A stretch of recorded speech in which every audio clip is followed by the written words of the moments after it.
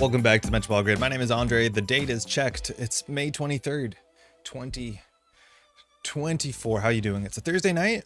It's before a big, busy weekend. About to hit the road tomorrow morning to go down to New Hampshire and to Boston because it's the weekend before NANPC.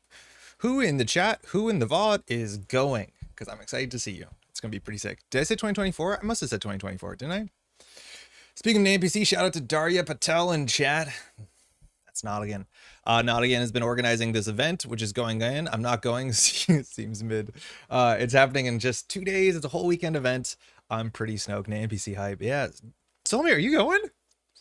Are you going? Say hi to Pat for me. Brendan, I will. How you doing? I'm not a runner. I'm a humble goose. Yeah. Pat and I are driving down together.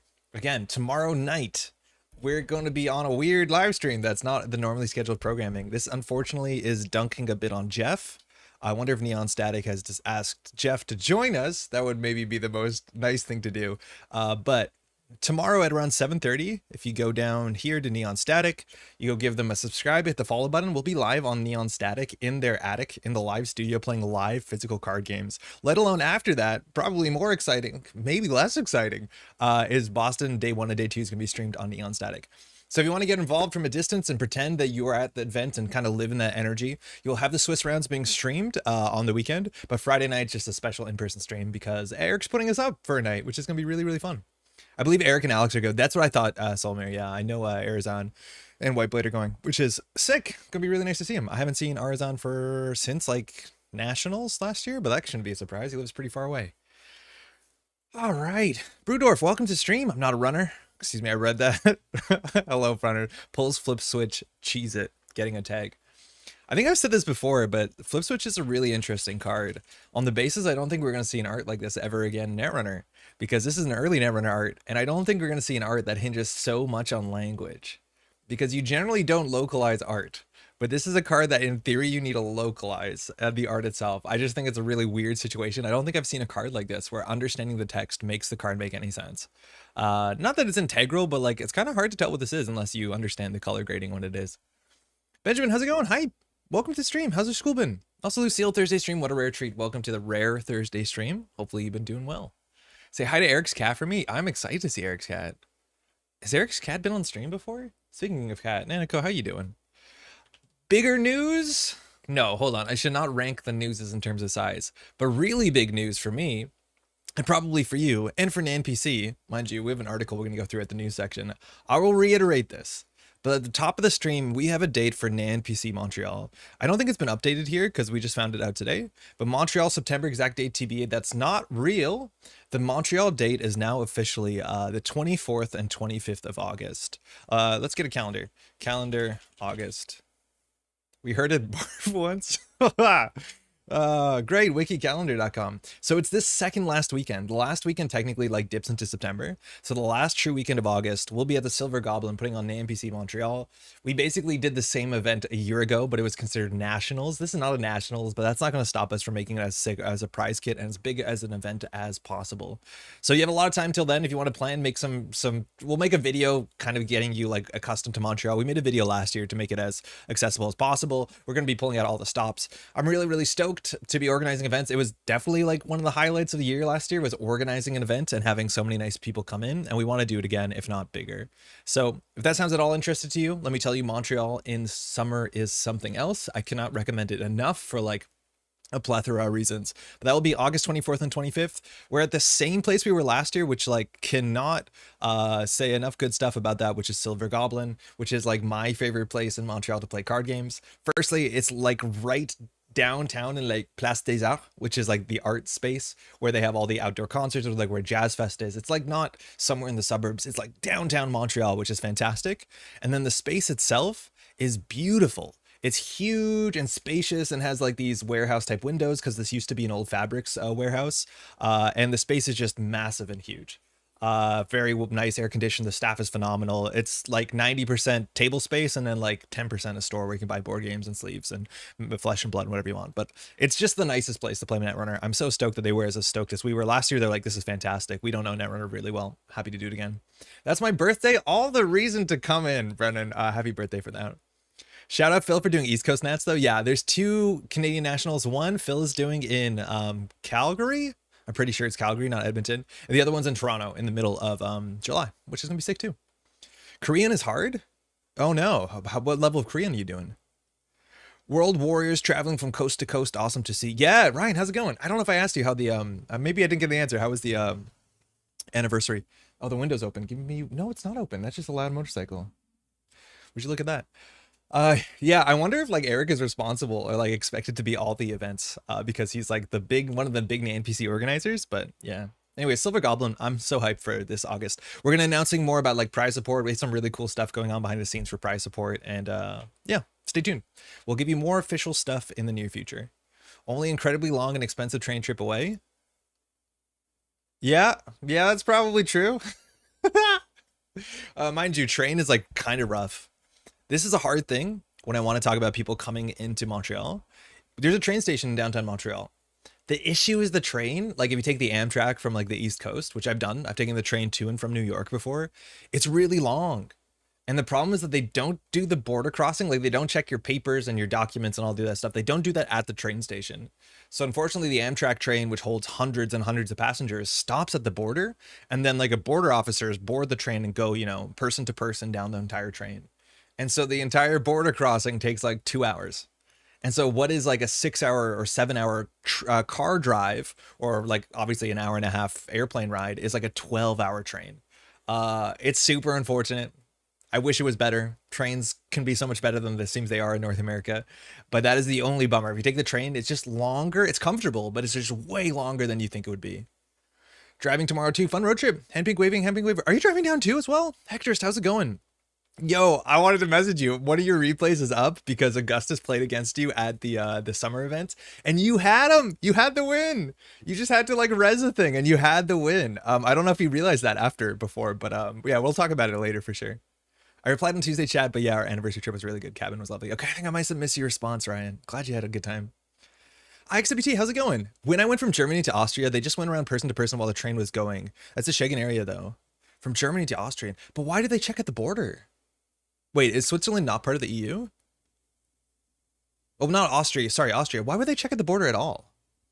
Like, oh, that might have been older, but I thought that would just be entirely open borders. Excuse me, Germany to Austria. I don't know why they'd be checking. Maybe they're checking for tickets. Regarding level Korean, teaching a mini class about direct air carbon capture. I'm not qualified for this. Send help. Teaching a mini class about direct air carbon capture in Korean? What the heck? Just checking, no need to buy tickets, right? Just show up. For an NPC, yeah, it's $25 at the door. There's no pre-sales. Daria is like convinced it won't sell out, which like, okay, Daria. I think it's gonna be a huge event, but yeah, just show up. Okay, Boston, got it. NPC Boston, don't know if you meant, yeah, Daria, I think. It was recent? They asked for my passport? That's really strange. One of the big things about the EU is that they have open borders. So like you don't have to check borders when you cross. Like there's no car stop if you go from like Slovenia to Italy or from Slovenia to Austria. I don't know why they would do it on the train. Maybe trains are different. Who knows? You think 70 people will come to Boston for an NPC? Daria, I think you'll have 60 people. I think you'll be nervous. I'm pretty sure you're gonna have about 60 people and I think you're gonna be worried. Just saying, it's going to be big. I think it's going to be big. No shot. When the organizer's like, there's no way it's going to be big. You're like, what? Whose side are you on, man? I'm stoked. Weekend's going to be really, really cool. I dug this up. I hadn't pulled this out to Worlds last year, and I looked at some of the Worlds footage and just like, oh, the feels. I didn't do a good job filming people. I have a couple interviews. They're not very good. I didn't commit to be the guy, the dink with a camera, and I should have been that dingus, because looking back on it, like even when Maddie and I explored Barcelona and went to like to Scotland, I didn't film enough. And like what I ever filmed, I look back, I'm like, oh, that's so cool. So I'm gonna take that on the drive down with Patrick and film as much as we can. So hopefully there'll be something edited for that. At some point I'll edit together a bit of the Worlds footage from last year. It's not gonna be like really cohesive because I don't think I did a good job. But at least there's some footage for those who haven't seen it, because I don't think it's been kind of shown in video for a while. Same reason for security checks for planes, maybe? I don't know. I'm turning away anyone who isn't signed up on AVR/J. Yeah, I'm not signed up, Daria. I'm not signing up. All right, let's do the deck list of the week. There's a lot of news today, which is great.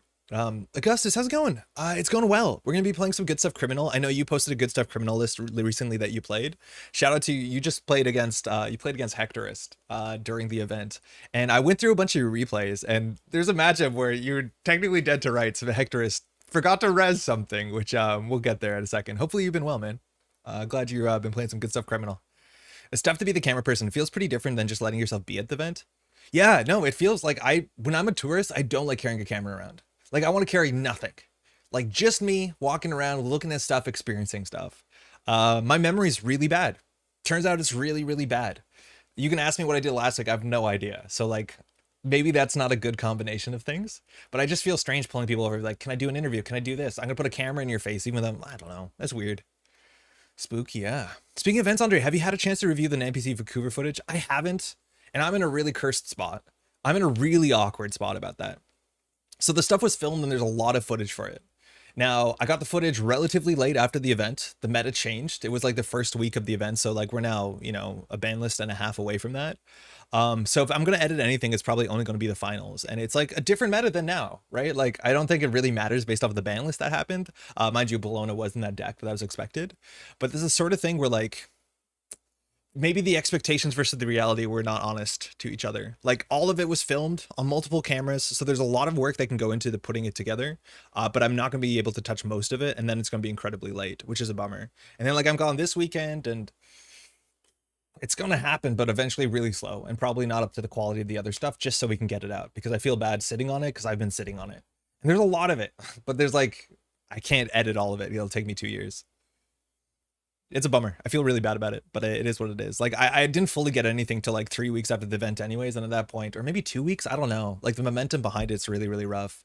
I've had that problem before where like we record an event and then the meta changes and then you don't get the video out until like 2.5 weeks and then nobody wants to watch it. It's like, it's rough. It's really kind of rough. If you're interested, bullet journaling can be nice for bad memory. It helps me remember stuff that happened throughout the week. Yeah, I would believe that.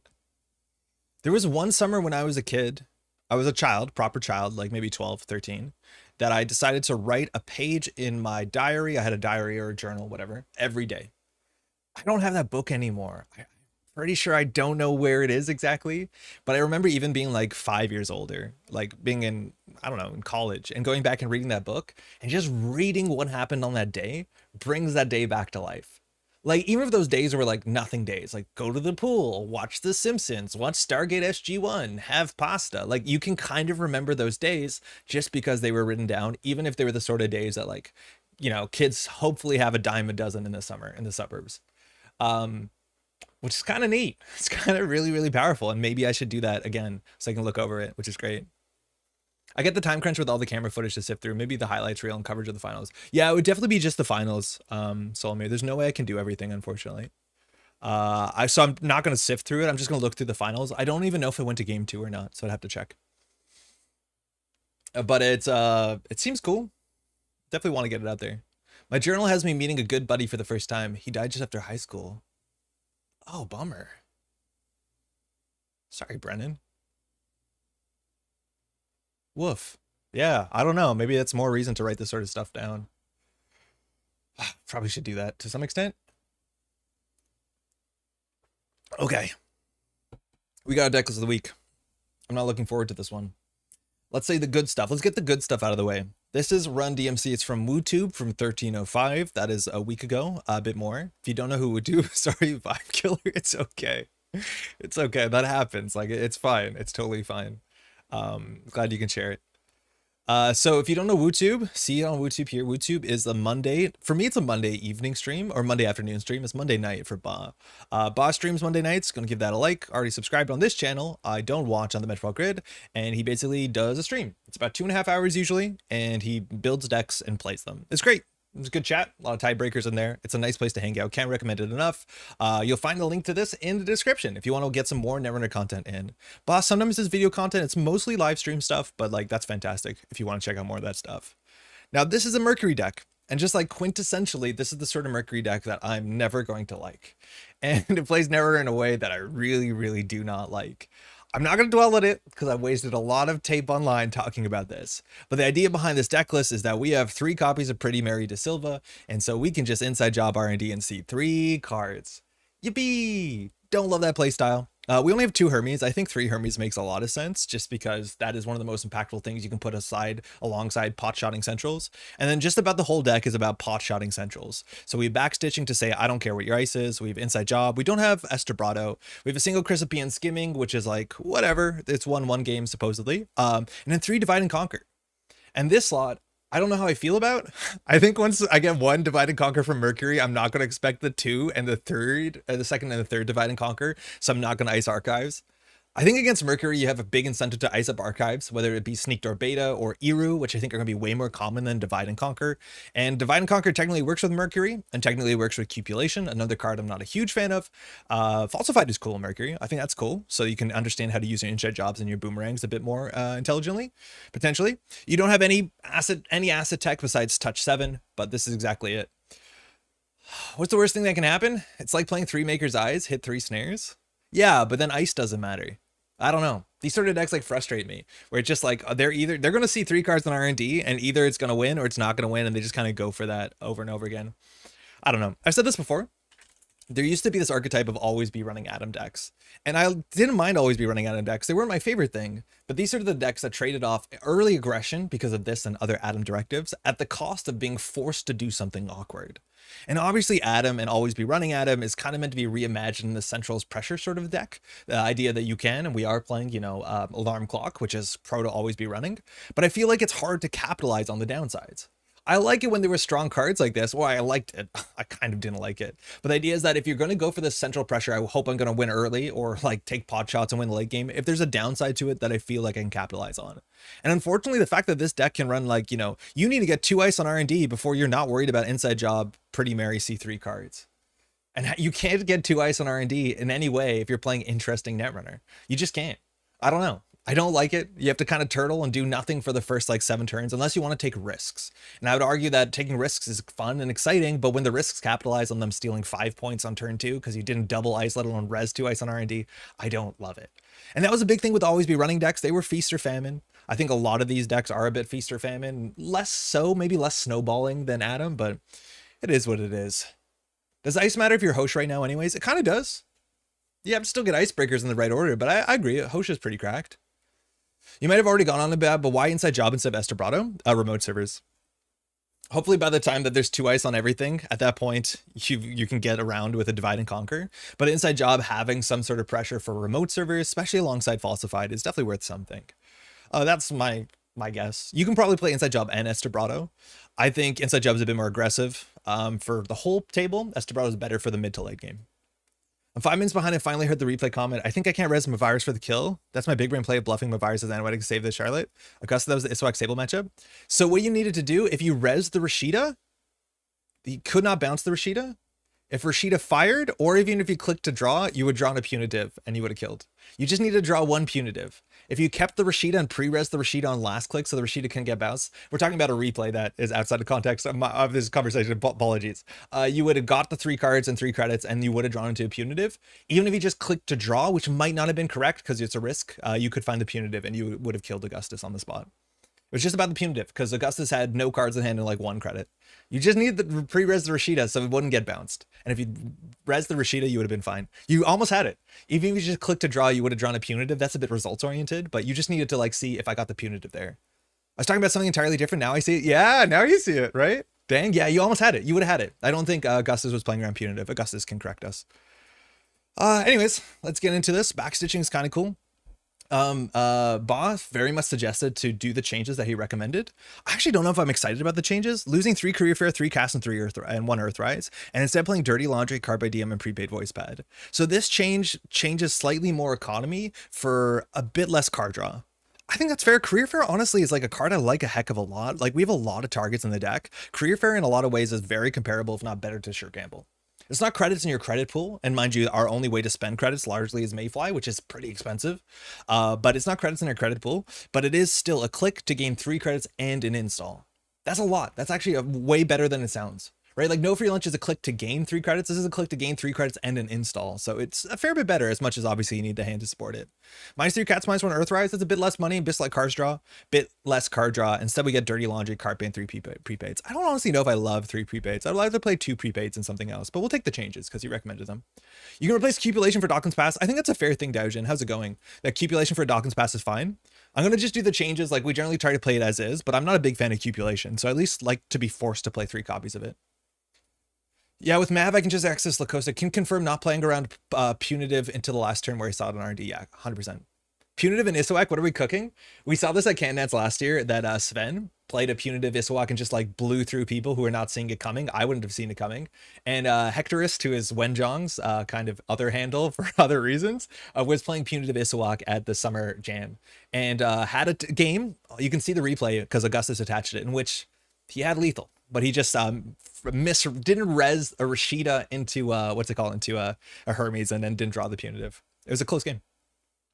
To expand our respect backstitching, since by design and telegraphs you'll be running a marked central and it comes with restrictions. I feel like bypass events are super problematic with Hermes.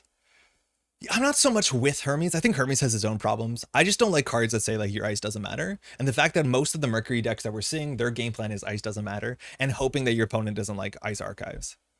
As soon as we ice archives, like this deck, it's going to struggle a bit. It's just not my favorite play style of being like, I'm going to play all the cards that, you know, interact with ice in ways that doesn't matter. I will play around Punitive this weekend. Who knows what Wenjong's on? Could be anything. Could be Punitive. Let's just import it by this. That seems better. Now, this deck probably got better because there's no Bolognas. Sending it centrals against NBN when there's Bolognas is pretty rough. You don't have to do that anymore because heaven forbid, imagine, you know, stealing 10 credits worth of Bolognas. You can't do that. Okay, so we recommend 3 Career Fair. Oh my poor heart. 1 Carpe Diem. All the daily casts are gone. I like daily casts because if you can't interact, it's economy. Losing, we have no card draw. We have a 3 class like this card draw and that's it. I don't love that, but such is criminal. I would play Earthrise, buy a bands if you can, and then we have to put in, what do we did? 3 Dirty Laundries, 3 prepaid, which I don't love prepaid. And then there was there one more card? 1 Carpet Diem, I already added it, didn't I? Yeah, I did. Okay, cool. A board pivot to 3 newer spike. You gotta keep them guessing. Putting agenda on the protected remote is a good strategy against this Mercury. It is. And then, you know, they still send it R&D and bounce with Hermes. I think a deck should be on 3 Hermes. It's one of the best things you can do. Because that's the thing, is if all your strength is in the early game cheese, one of the best things you can do is put yourself in the early game for as long as possible. And Hermes puts the corporation back closer to the early game. Like, it's literally one of the best things you could do, to be like, oh, I install Hermes, I run R&D that's not iced, I see 2 cards, I bounce the ice on HQ, I run HQ, right? Like, that's exactly what you want to do. I really like 3 Hermes in these sort of decks. Maybe on the back half, could you rebuild the deck in a way that feels more fair? I don't think so. I think what we're going to do is we're going to play like just good stuff criminal after this, which is like the closest to it. The thing is, like, Mercury's text wants you not to break subroutines on ice, which means largely you want to bypass ice, which is exactly the part of the card pool that I don't like. So it is what it is. There's just no way that I think I'm going to enjoy a Mercury deck. NEH 59 cards. This, you want to have your Jachinyo. Reminder, we have no tech against assets, so we're just going to try and send essentials and win. Falsified's okay. That's slightly asset attack. We have Sure Gamble to Class Act. The Divide and Conquer early is like very expensive. But how many agenda points is 59 cards? Hey, thanks, you too. How many agenda points is 59? It's what, 24? 59 is really cursed because that means that she can be running only 3-pointers. You can be running 8 3-pointers. I think that's still possible in the format. Yeah, it must be. Bridgman did a Steve deck making the first ice near useless. I love the Bridgman deck though. But the Bridgman deck is actually about interaction. It can get you into the sort of like prison hell, but yeah, it's Benhar. But Benhar requires resource spends in an interesting way. Okay. I don't know what this is. There's at least mediocre stuff crim with busted anime cards. Yeah. With the underlying economy of just unending anarch economy. Hey, Jennifer, good morning. How you doing? Would After Image Kurapira make sense? I don't think After Image would make sense because then you have to build a stealth deck and that's pretty slow. Kurapira can make sense. You can also just play Banner, but both of them are like a bit clumsy. I do think if you're playing Mercury, playing actually like real breakers and just using your ability every once in a while does make some amount of sense. It's just kind of tricky. All right, so if we make a run, she gets a credit. Did she mull? She mulled, so we want to send it to HQ. Well, Fossil Fight Server 2 and guess an asset. It is a federal fundraising. Phenomenal. So our play is run server 3, run server 2, run HQ, install a class act. Being rezzed, very good. I like to see Mercury with Hermes and Reprise. Reprise is another card in the sort of oeuvre of things that are just gonna blow open the early game. We played against a Tron Reprise just the other day and it sucked. It was really bad for us. Find an AR enhanced security. It's a spin doctor. Okay. We're not gonna trash that. We're gonna run HQ C2.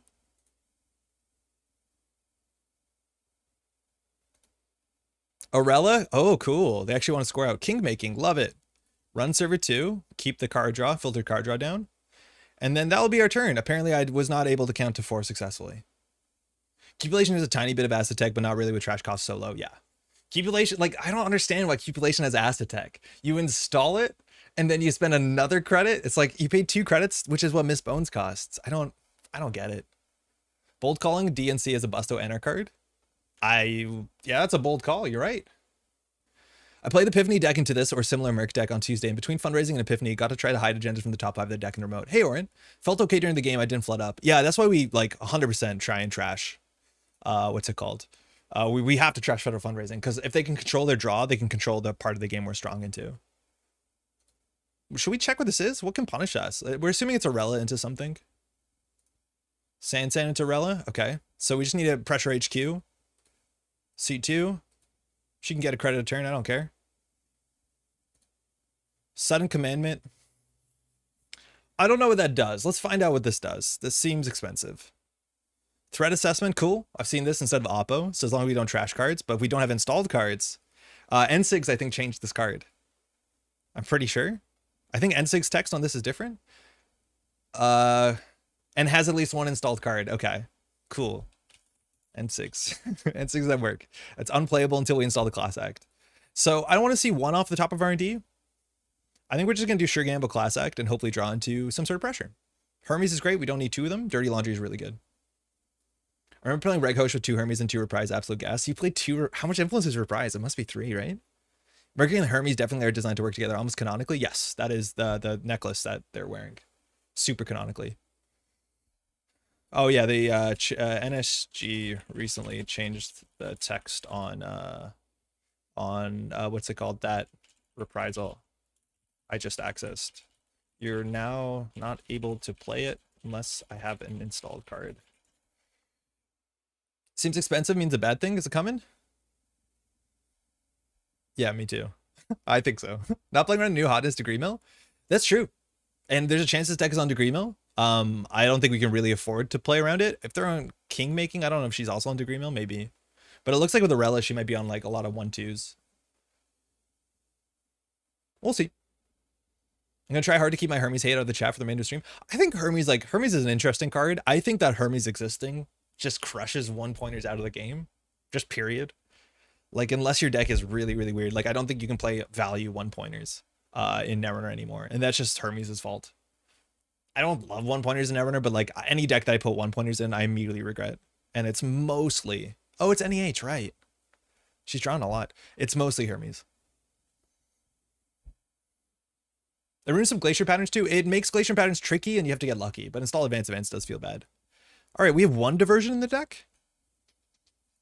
Krim has 4 good cards total. Hermes is okay. Yeah, maybe. Yo, Winnegon, how's it going? Hey, give me 1 second.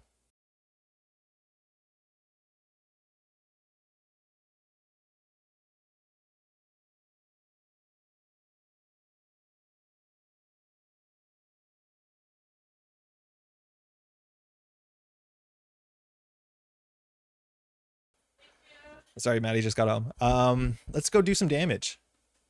We want to run HQ. They're drawing a lot. Did you check the new NANPC article? Eric, I have it queued up. Great article. We'll open it up during the news section. I'm excited to see you this weekend, man. Threat assessment, retribution. Okay, tags matter. I think we'll run R&D for single. We probably should check server 5. We've been checking everything. There might be an agenda in archives with the spin doctor. Yeah, we should be actually running archives sooner than anything else. Yeah, I'll check server 5 now. Next turn we can run spin doctor, run R&D, because there's an agenda in archives for sure. Looks like it's a second spin doctor. That's great for us. So she drew into the Amani. This we don't trash because of threat assessment. Or I think it's called threat assessment.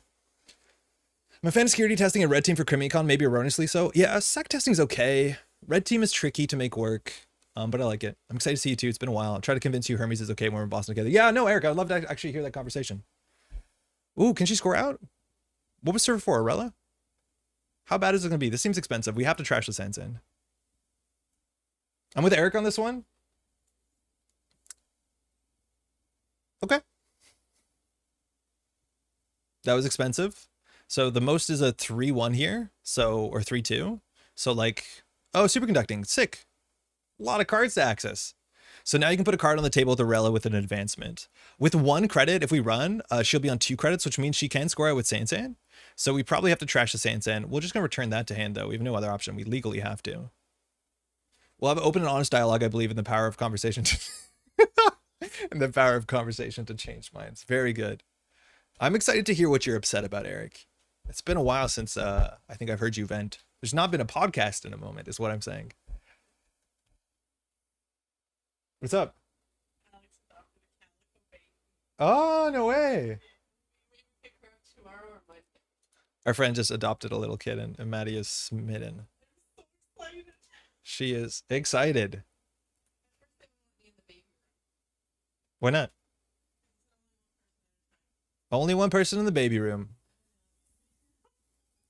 Hermes is fine. I'm a little sad this reps chain agenda scoring Santa. Yeah, the Zarella hits the table. So she can score out. It'll bankrupt her. So now we can go R&D. I want to lock the top of R&D for 2. Because with NEH, if you see 2, you see all. And then we can go HQ for 1. So we'll steal that. No Hermes. Rashida. I'm okay if she draws that, I think. What's threat assessment cost? Yeah, I'm fine with her drawing that. We'll just run HQ. We should draw once for like another dirty laundry.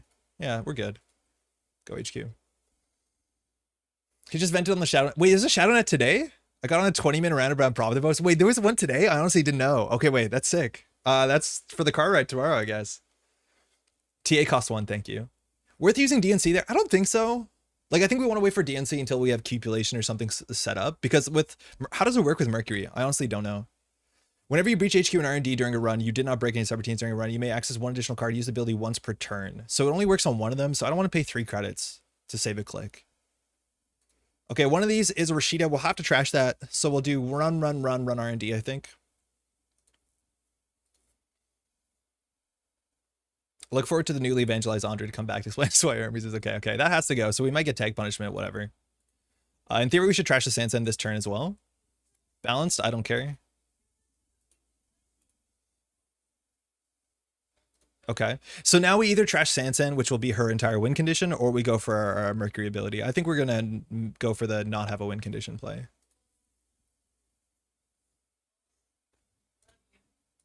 And if something gets bounced to the top of the deck, it gets bounced to the top of our deck. It's cheaper than 2 tags. Or does it go to our hand? I think it goes to our hand. We shall hold Andre hostage in Boston until he agrees Hermes and Sai Santan are good. Fun? Okay, hey, just pick 1, don't pick 2. There's a gaslight on the table. Okay.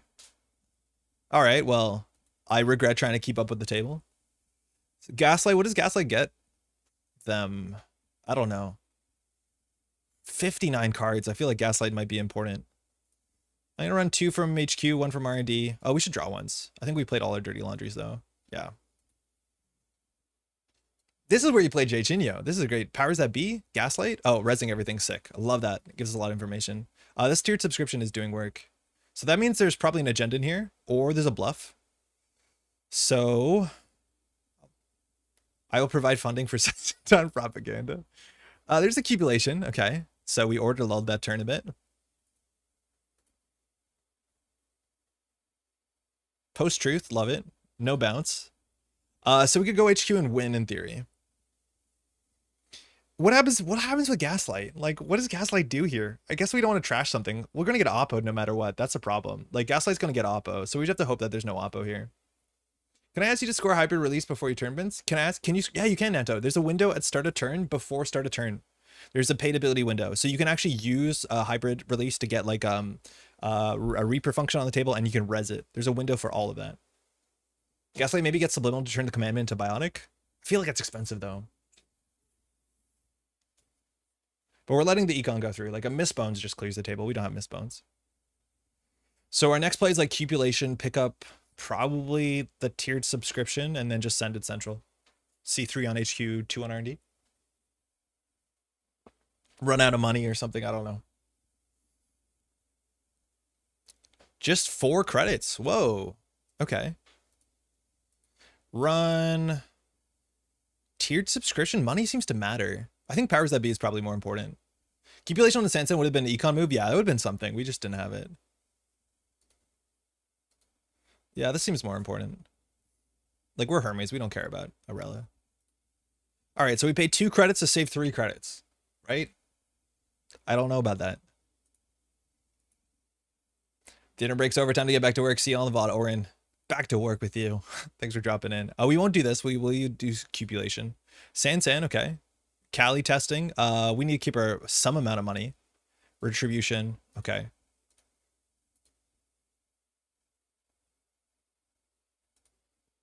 Mavirus, we don't want to trash that. It's a pretty rough draw. Steal that, okay. Hermes, thanks. Wacky, I'm thinking Iswak and Holloman. Oh yeah, but you can't. You can sort of do that, Nano, I guess. Like you can't, it has to be on the table for a turn. I guess so. Lose to Central City. Yeah, we need just 1 good run with Mercury. Unfortunately, we're out of money. I don't know if we'd rather have Dirty Laundry. The Dirty Laundries here is so much better than the daily cast, but I think Cupulation could have been better if it didn't trash itself somehow. Yeah, it'd be really good then. It'd be really, really good. All right, something on Arella, probably a Sansan. I don't think we care because we have Hermes. We might get some tag punishment here, whether it's an Oppo or whether it's the threat assessment. Okay, so that's Mavirus, Sansan. This is worth checking. We'll draw once for something. Pretty Mary is actually worth something. So we'll check what this is. I think it's Mavirus. If it's not Mavirus, we'll check server 4. It's a Mavirus, so now we have to check server 4. We don't trash for fun. So this is a Rela. Oh no, it's calibration testing. Okay. So it's Sansan calibration testing, which costs 8. So we'll just win the game. I got a cup and Ari, and having 7 of those is good. I think it's Shaper. It's definitely better. Vovo. Yo, what's it called? Breaker Bay, but like not. That's cool. Federal fundraising, balance coverage.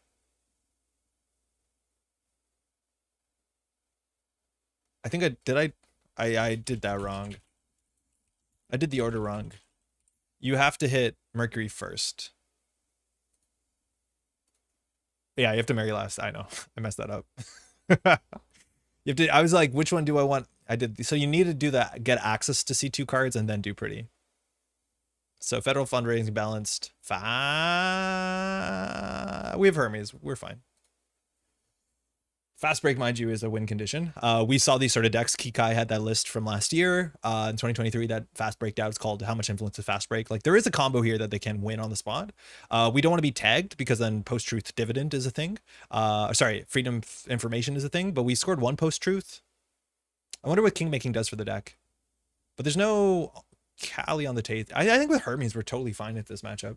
Because every turn we're going to see 3 on R&D. Like, I don't know how she scores out sooner than that. So that's probably the calibration testing, unless she's scoring out here. I think she's scoring out here. Superconducting, sick.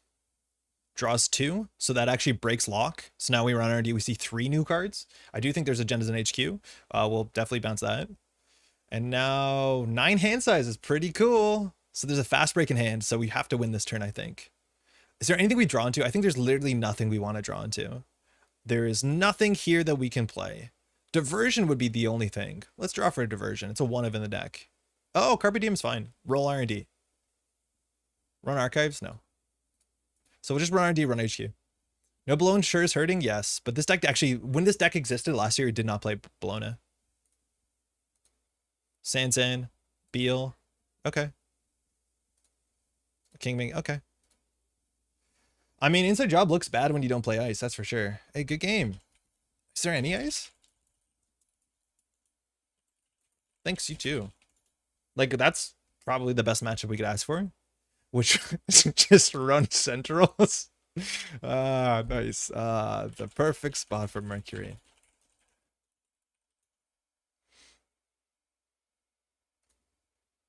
Cool.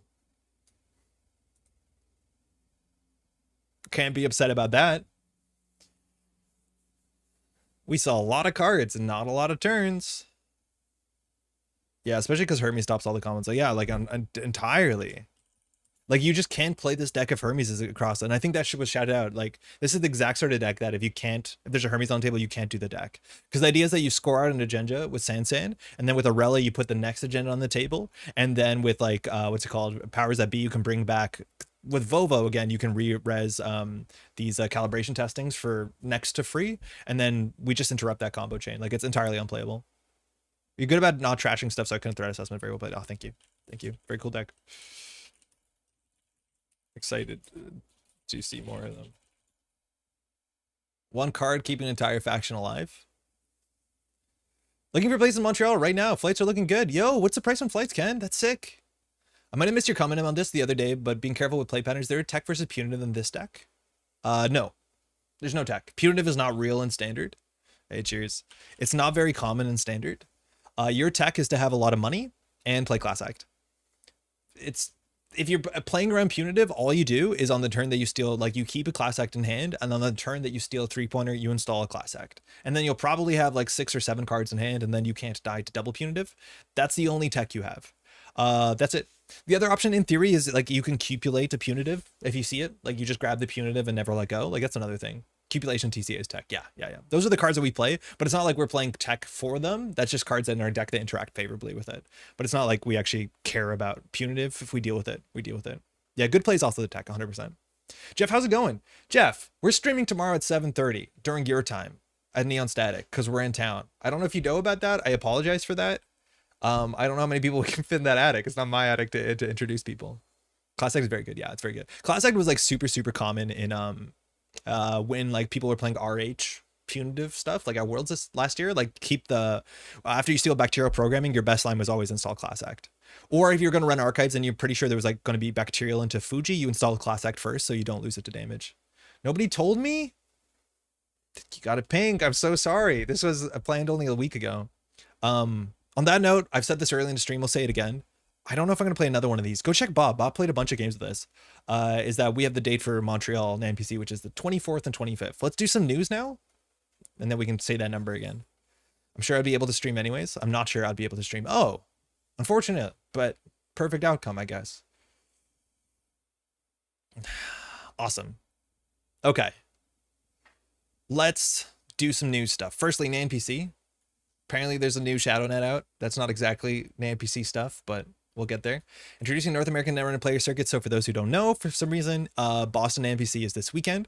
Shout out to Daria and Chad, who's been organizing it. It's at Battleground Games and Hobbies in Norden. Patrick and I are getting in the car tomorrow morning to drive down to New Hampshire to stay with Neon Static. And then from that point on, we're going to be coming down and we'll be there Saturday and Sunday.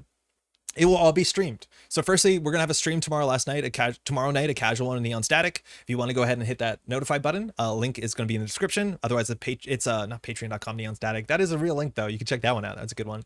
But it's youtube.com/Neon Static Pod.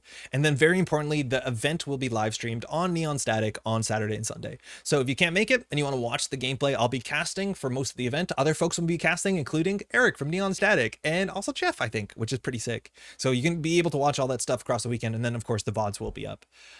Pretty stoked for that. That's incredible. All my she's having it on like offline collab. Yeah, it's gonna be sick. It's gonna be really fun. I'm like really excited. So that's all happening this weekend, that's for sure. Now, this article just came up. NANPC's been doing a great job putting out these articles at the Who to Watch in NANPC. I was excited to see who's on this list because there's a lot of people coming from like quite a distance. And so we're going to read through this article really quick. There's a bunch of NSG news we'll get to after this, but I love these articles. Who to Watch in NANPC Boston. NANPC is shaping up to be the largest NANPC event of the season so far. I think it's going to be really big. This weekend, players will compete at Battlegrounds, Games, and Hobbies to earn NANPC circuit points and fight for first. I have not been keeping track of circuit points. Who's winning the circuit so far? Gonna be fun, yeah. Santa, are you coming in? SMH, imagine I'm putting me on there, /J. NANPC Boston will be the first major event to use the new standard ban list. Competitors have been practicing and testing with the new ban list, so expect to see new decks hit the competitive scene. We're spotlighting 3 players attending NANPC Boston that you should keep an eye on. Dear Ruttenberg, from Princeton, the United States. That's in Jersey. Notable finishes: 6th at Worlds, 14th at Worlds, 2nd at East Coast Champs, 6th at EMEA Continentals. D is the name for people that study bees. And insects. I think it might be just bees, but D is kind of the best. I've got to meet D in person for first time at Worlds, and I've got to run into D a couple times just recently at like Netrunner. D's fantastic. Over the last 2 years, D has proven himself as one of the fiercest competitors to emerge from the East Coast Netrunner scene. D has played a variety of archetypes at the top level Netrunner play, including Keeling Ag Infusion, Big Oshiko, NEH Kill, World Tree Woo. Known for their precise style of play and ability to play a variety of decks, you never know what to expect from D. Will they innovate on the meta and play something unexpected, or dominate the field with an old favorite? That's actually a really big thing, is that D is incredibly flexible in terms of what they play. Another thing that's not in this article, and I wish it should be, is that D is from Snare Bears, if I'm not getting that wrong. And I don't know what Snare Bears has been up to, because I don't think we've seen Snare Bears compete in anything in a while now. Obviously with the new ban list, that's like nobody's competed in the new ban list so far. And this is going to be the first big event with the new ban list, which is going to be a huge talking point. So Jai winning season so far, Man of the Moon, NPC so far. Oh, cool. Very good. I'm on a red eye, which I'm heavily questioning. The red eye part not flying out. That's going to be a lot of fun. Oh, 6 Santa. Fantastic. Anyways, stoked for that. See what the Snare Bears are cooking, because there's going to be a lot of Snare Bears at that event. It's kind of their like area, as much as they're not all from the East Coast. Andrew CTZ Cortez, San Francisco, United States. Notable finishes: 3rd at Cascadia just last year, 4th at American Continentals in 2020, and 1st at various store championships. CTZ is a pillar of the Netrunner community. They cut their teeth on the competitive San Francisco. I love that this is the image that was picked. Competitive San Francisco meta before breaking out into the national scene as a serious contender. While CTZ has contributed to the community by co-running the San Francisco stream and co-designing the Roseville cycle. For those who don't know, the Roseville cycle I'm not too educated on, but it's like a goofy unset of Netrunner cards that usually gets played at, I think, OTG in that sort of area. It's about Roseville, Minnesota, where Netrunner used to come from. They're also a strong competitor. While CTZ may appear to play loose and have a carefree attitude, he hides a killer instinct and a sharp mind that can unravel complex board states. CTZ has seen success on Red Crim and forms of rush decks in the past. With the new ban list, will we see CTZ crack the top 8 with Red Crim? That's what a CTZ, mind you, played like Control Criminal, Control 419 at Cascadia, which I think he was the only person playing it. My favorite thing about CTZ, not only is he really funny and nice dude, is that he plays weird stuff consistently. Like, you always run into a CTZ Smurf online that's playing like a strange deck, which is like 2 ideas mashed together. So there's a chance that while he can't just show up with good stuff, he also can show up with weird good stuff, which I'm really excited to see what CTZ brings up. Whoever wrote these intros did an amazing job. I wonder if this is all just Whiteblade or whether like people sent in blurbs about themselves. It's hard to talk about yourself effusively. This looks like someone else did it. And finally, Holly on Holiday Hilliard. From Boston, United States, notable placements, first of various Boston circuit openers. Holly has been just crushing every event in the Northeast. I got to meet Holly for the first time at Mansion Runner. Holly ran Blood on the Clock Tower. I had a fantastic time my first time playing. A Boston native, Holly's relatively new to Netrunner. In her time with the game, she has made her mark on the Boston scene, winning most of the circuit openers in the Boston area. Holly's known for their strong command of Reg Hosh, being able to set up fast and dominate court board states. Holly's also been known to be an enjoyer of personal evolution in various forms. With the new ban list, will we see Holly crush the field with Reg Hosh or just give a new runner a try? Yeah, Holly's like I don't think she's played at a lot of major events. Mind you, I think Holly and Erica as a team took the Mansion Runner team tournament. So like I have big expectations for Holly and definitely rooting for her, because she is a name that I don't think a lot of people outside of the Northeast have heard, but she's just been killing it from what I've seen. So stoked to see like maybe the biggest event that she's been to. I don't know, but hasn't been playing for a long time, which is fantastic. When the NBC Boston Fest approaching and anyone could take the top spot, be sure to tune into Neon Static, who'll be live streaming the entire tournament from 25th to 26th. +1 for whoever wrote these intros, did an amazing job. Yeah, these articles are sick. Like, yeah, that was a big thing behind NANPC. And as much as like I'm more in NPC as an excuse to go see people and to hang out, the idea of having like stakes and narratives and structure was, I think, a big part that Whiteblade wanted behind this sort of tournament circuit and all the other people behind it. The idea that there is, points and there's narratives of people, can they do it this time? What are they doing next time? To make it, something more akin to a sport that you can follow, which is really, really cool. And I think these sort of intros are absolutely fantastic. Hollywood undefeated 3 COs in a row, and they weren't very soft. Yes. A lot of that footage of mine you can find on like Neon Static and stuff like that. I really like the write-ups, good for viewers especially. Yeah, I wish we could do that more. This is a problem, and I'm really glad that like the Beanstalk can help this, but I wish when someone showed up on stream, I could get a rap sheet. The thing is, like, I want a rap sheet that goes back like 6 years. Like there's a lot of players that I couldn't tell you like how they did at European Continentals. Like getting a top 8 at European Continentals 4 years ago is notable, but I'm not going to remember that. And I really wish, kind of like organized sports broadcasting, is we had a Rolodex that I could put in a name and tell you like they're like, man, do you know what really does it for me? This, hold on.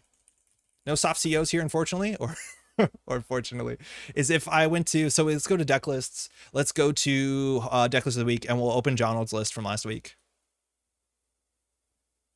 I couldn't have told you this. I could have not told you that Jonald has been consistently playing only op at the last like X tournaments and doing this well. And that is so interesting for casting, that if I could tell you this is Jonald. Jonald has been playing in the UK and Europe and has been getting top, like pretty good standings at a lot of major events, exclusively playing op. We're going to see him play op, and we're going to expect him to play good stuff op. Like this is the stuff I wish I had access to with casting. Maybe we need to start making a Rolodex, at least like for the recent season. You can look back at tournament points on the Beanstalk and have something, but this stuff is like so cool. Yeah, we need a stat sheet. We need a Google Sheets of some sort. Admittedly, if people like claim their spots would always be running, that works, but it's not good enough because not everyone does, and it doesn't go back far enough. I'm all about the L5R living story idea and love it when past tournament winners get their picture designs of future cards. It's a fun blurring of lines. I hope NSG does more of this. NSG does the art stuff a lot. They're not doing that many like champ designs anymore because it is very difficult to do, but yeah, this stuff is really cool. See you this weekend. I'm totally stoked. Be driving down tomorrow in a car with Patrick for a while. It's gonna ruin our relationship, but we've had a good run, 10 years or whatever. Great. Anywho, next up, shout out to Null Signal Games for dropping news on a Thursday. Could not ask for a better time slot. Thanks, Null Signal Games. 2 news things. Firstly, 2024 Q2 Game Night kits are now available. For those who don't know, Game Night kits are the most casual organized play kits. They're generally pretty small. They just have a bunch of cards in them, so they're super affordable. I believe they're $15 US, including free shipping. That's always like a really nice bit, the free shipping, and you get a whole bunch. You get 36 cards. These kits are open to anybody. You don't have to actually be a tournament organizer. If you want, you can just buy these cards. NSG is okay with that idea now, which is totally fine, I guess. And we get Kurapira and we get YDL full arts. These are both good choices of cards. I've been a bit critical at some of the last tournament kits that the cards that were chosen to get alt arts or full arts are a bit strange. These are great choices. It's notable that we don't actually get an alt art for this kit. It's just 2 full arts. I think I'd still be excited to get any of these, but it is a bit different than what we'd expect. We usually get 1 alt art and then 1 full art. I'm not sure which one's more rare. I think the rarer one's the alt art. But both these cards are very relevant and people would like to have big versions of them. See the little Kurapira guy with his feet on backwards. It's been a while since I've zoomed in that hard. So that's cool. That's coming up. This will be on sale until, I don't know if there's a cutoff date. Sometimes there is. I don't know. Maybe GNKs are open for longer. Who knows? Our plans to release Q3 towards the end of July, early August to keep some spacing. So these are Q2, which is wild, until supplies last. All right, fire sale. Get them while you can. Kurapira YDL are out there. I really like the YDL art a lot. I read all the NANPC blurbs. Eric.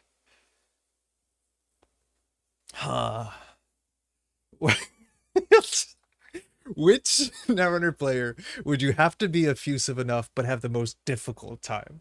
Who do you think is the hardest to pin down? I had a blurb. I think they're really nice. Well done, man.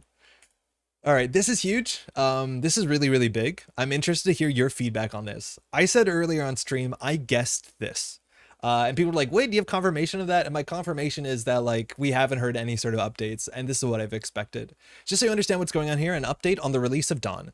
For those who don't know, Dawn is a big thing. It is the next upcoming FFG set, which will be around, I imagine, 80 cards, and it is going to be the beginning of the end of FFG. Once Dawn comes out, which is meant to be this like generalist set, let's say, I'm guessing, not actually quote citation needed, that should support all factions, again assuming, that is replacing system update, and it's going to be entirely new designs from NSG. And then once it's out, all the FFG cards, including system update, including magnum opus, are going to rotate out of the standard format, and standard will be NSG only.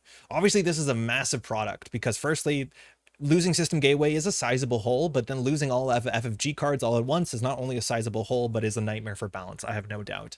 Shout outs to balance. If you want to join playtesting, we'll call links to that. The bottom of this probably does as well, but NSG is going hard on playtesting this year, and it's really, really important because not only do they want competitive playtesters, but they also want casual tier playtesters. So if you want to get your feedback into the future of Netrunner, sign up for playtesting. They're making it as accessible as possible. I've said this before. I'll continue to say it again over the next couple months. After the successful launch of Rebellion Without Rehearsal, the development teams at NSG have been hard at work on our next product, codenamed Dawn. As we announced last year at the Barcelona World Championships, Dawn will trigger the rotation from standard of all remaining cards. Why didn't I just read this? That were not originally printed in NSG products, including the System Update 2021. This marks the single biggest change to the Netrunner card pool in the history of the game. I cannot say that this is one of the most important products. There's two most important products in NSG world. First one, System Gateway. They killed it. Not a 10 out of 10. That was an important thing to kill. They did such a good job. This is the next big thing. They need to kill this too. I have high hopes that they will. I have faith that they can, and they will. But this is just such a big time for the game where now people will be like, oh, it's only NSG? Oh, that seems approachable. I can just buy all this stuff online. And then like Netrunner is as accessible as it's ever been. Given the outsized, that's a cool word, impact that this set will have, as well as its status as the new recommended second purchase for new players, we want to make sure we dedicate the appropriate amount of time and development resources to making it a success. After extensive discussion with the creative teams, we have made the difficult decision to delay the launch of Dawn. The new target date for release of Dawn is Q1 2025. So that is the first 3 months of next year. So January, February, March is what we're expecting. It's okay. Silk Song will be out or something. I forget how the joke goes, but it's not coming this year. Not too surprised about that. Genuinely, I'd rather them take their time on this one. It's as a content creator and as someone who wants new cards, and I believe there's more in this article, so we're not totally at the end of the road there. That's obviously hurts. Doesn't feel good. Having new cards is one of the hypest ways to get people to show up to events and mix up the meta and stuff like that. And NSG will definitely do that. There'll be ban lists, and Worlds was never planned to be in the Dawn meta. So like the awkward spot between Worlds and the next year's tournament series, that might get a bit slow. That's for sure. But there was never an expectation for Dawn to be out in October for San Francisco. We were maybe expected to see parts of Dawn, but it was never meant to be out or legal from that event, from what I've heard. So this is obviously like, love to hear your take on it. I think it's better that they do a good job and just take as much time as they need. It's a volunteer thing. If you feel in crunch, that's bad. So take the time, do it right, and then have something next year that is stellar. So it is what it is. I'm not too surprised. For what it's worth, I think nearly every single NSG launch has not launched on the day that was originally said. Like it just hasn't. And that's fine. That's honestly fine. It's hard to do this sort of stuff. Like I can't feel critical about it. It's really difficult. Excited to see what comes of Dawn, but I kind of like getting a little more time with the FFG cards since I only started recently playing Standard. Yeah, let's look at the silver linings there. That like if you're a newer player and you just proxied your stuff, you can play with your Maw. You can play with your Maw alt art for even longer now. You can play with your Bologna alt art from content. Oh no! Agreed, it's good that they take their time to get it right. Still, it's good that they don't keep us in the dark about Dawn, pun intended. What do you think of rumors that steps to avoid meta stagnation means Mati returns from the underworld? 0% chance, Augustus. You've been talking to Axu too much, I'm pretty sure. But we'll get to that. This will provide our tireless playtesters with enough time to properly explore the effects of a smaller card pool and allow our developments and design teams to iterate on that feedback. It's a really big change. I don't see how you do that well without taking as much time as you need. We understand that this means that there will be approximately a full calendar year between releases. Yeah. To mitigate this delay, we will be taking steps to avoid meta stagnation, and player attrition over the next 12 months. Those plans aren't finalized yet, but expect to see updates throughout the year. Let's come back to that. Let's just finish the article. Dawn is already shaping up to be a great set, with cards that give both new and established players something to get excited about. Our goal is to release a product that is mechanically sound and a joy to play. We hope that you agree that the goal is worth waiting for. Signed, H-Bar Squared, Midwestern Janklord turned Stockham Recluse. Playing Netrunner since the Lunar Cycle, and yet I'm still dying to snare. Thanks, H-Bar, for the article. Dawn booster pack in October. Do you think boosters are done? Yeah, Chrissy, how's it going? So, to mitigate the delay, we'll be taking steps to avoid meta stagnation. This means like one of 2.5 things. Firstly, we're going to see ban lists. That's for sure. We've seen ban lists before. That shakes up the meta to some amount of people, not to everyone, because some people don't play Standard or Startup. They don't care, but that is definitely something. But I think what a lot of people are suggesting, and this is where I would also put my money, is that we're probably going to see what's called a booster kit. Oh, actually, let's stop at the second one. The second part before we get to the booster kit is like the funny one. What was it called? What was that format where they made Medium legal in Parasite and everyone loved it and it was the best? Does anyone know what that one was? What was that one with Medium in it? In Parasite, and it was awful and I hated it. Salvage Man. Okay, sorry, I'm gonna dunk on this one a bit. There's this awkward time sometimes in Netrunner between Worlds and the beginning of next year when the new set comes out, because a lot of people, it's the end, like Worlds is the end of the competitive era, so there's not a lot of people playing organized play Netrunner because sometimes there's not even a GNK kit for Q4. I don't know. And so at one point in time, NSG made this format called Salvage Memories, which I would argue was a weird format because it was a format kind of for nobody. But it was a format that existed for a couple months, and basically a mini set was released into Netrunner that was standard legal, and it contained all of the most powerful rotated cards, a lot of the most powerful rotated cards for every faction besides HP for some reason. And it was just like some of the worst of the worst, like the most poisonous, toxic stuff.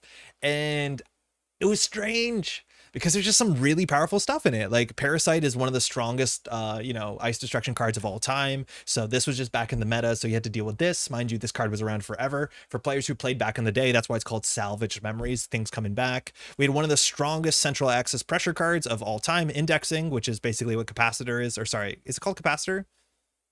What's it called? The Capacitor? Parasite wasn't even that good. No, it wasn't, but like knee-jerk reaction and all that. So that wasn't great. We argued about this last time we talked about it. Yeah, we did. Scorched Earth came back. That one was fun. That was pretty cool. So you just get like, Public Trail into Scorched Earth. Scorched Earth wins games. This card had no meta relevance over the next couple of months. It was useless, funny enough.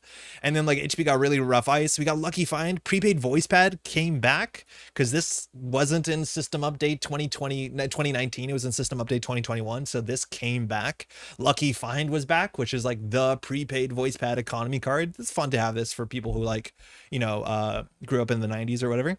And it was weird. It was just really weird.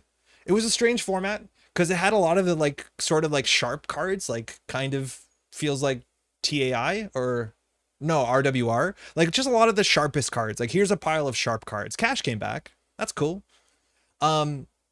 And then this is strange because a lot of these formats, just like the power level of the format went up, which was not great for casual play. And it kind of made like a really big difference between the tier 1 tournament decks that were just crushing people because they got even spikier and sharper. And then people just trying to do like their Netrunner casual stuff.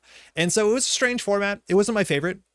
I want to make it very clear, as much as I've been goofing, I don't want to dunk on these sort of initiatives because the fact that NSG like curated this list and did some testing to be like, here's something to keep you entertained for a while. Like, okay, cool. You tried something. Wasn't for me. Other people might have enjoyed it. So I actually shouldn't be that dismissive of it. But this is not what I'm expecting when they say we're going to mix up the meta and have some sort of meta stagnation prevention. It's probably not this, because this is like diving into FFG card pool, which kind of seems antithetical to Dawn. And that's not really what you want to do. I'm so glad history remembers Salvage Memories is trash. I got blasted for saying it was trash at the time. I remember your podcast. I think you have the same idea that I did. It was like, who is this for?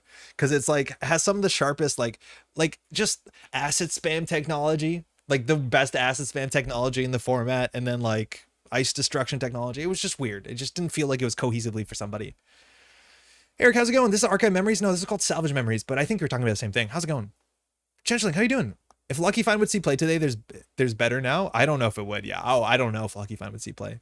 How about Infinite Influence mini factions? That's weird.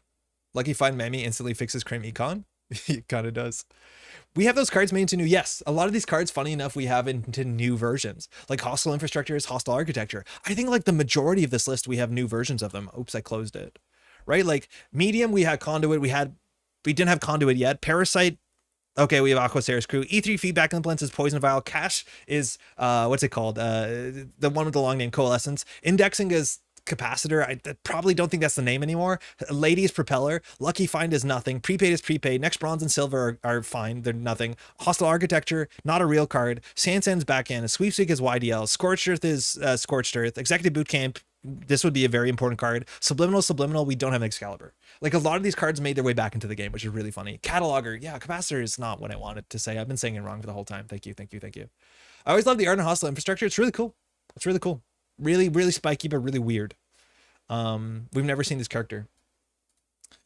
Anywho, the other thing that they did that you might not know, is it Mystic Miami? I'm just going to go for Light the Fire. Is that Midnight Sun did not come out as fast as NSG expected it to come out. So in the meantime, they said, sorry, we thought Midnight Sun would be out. And I believe these were legal for Worlds, but they released something called the Midnight Sun Booster Pack, which was a set of 7 cards that came in full art. They were basically preview cards of cards that were going to be in Midnight Sun. The text was slightly different. So notice this says brain damage, but now it says core damage. So this was before the brain to core damage change. But the booster pack was 7 cards, 1 for each faction. And some of them had an impact on the game. Some of these are some of the coolest cards. Like obviously Deep Dive had a huge impact on the game. Speaking of Salvage Memories, Hakarl was an option. I can't believe Hakarl was an option. Why was Hakarl an option? I forgot about this, but a bunch of people have full art Hakarls, which is phenomenal.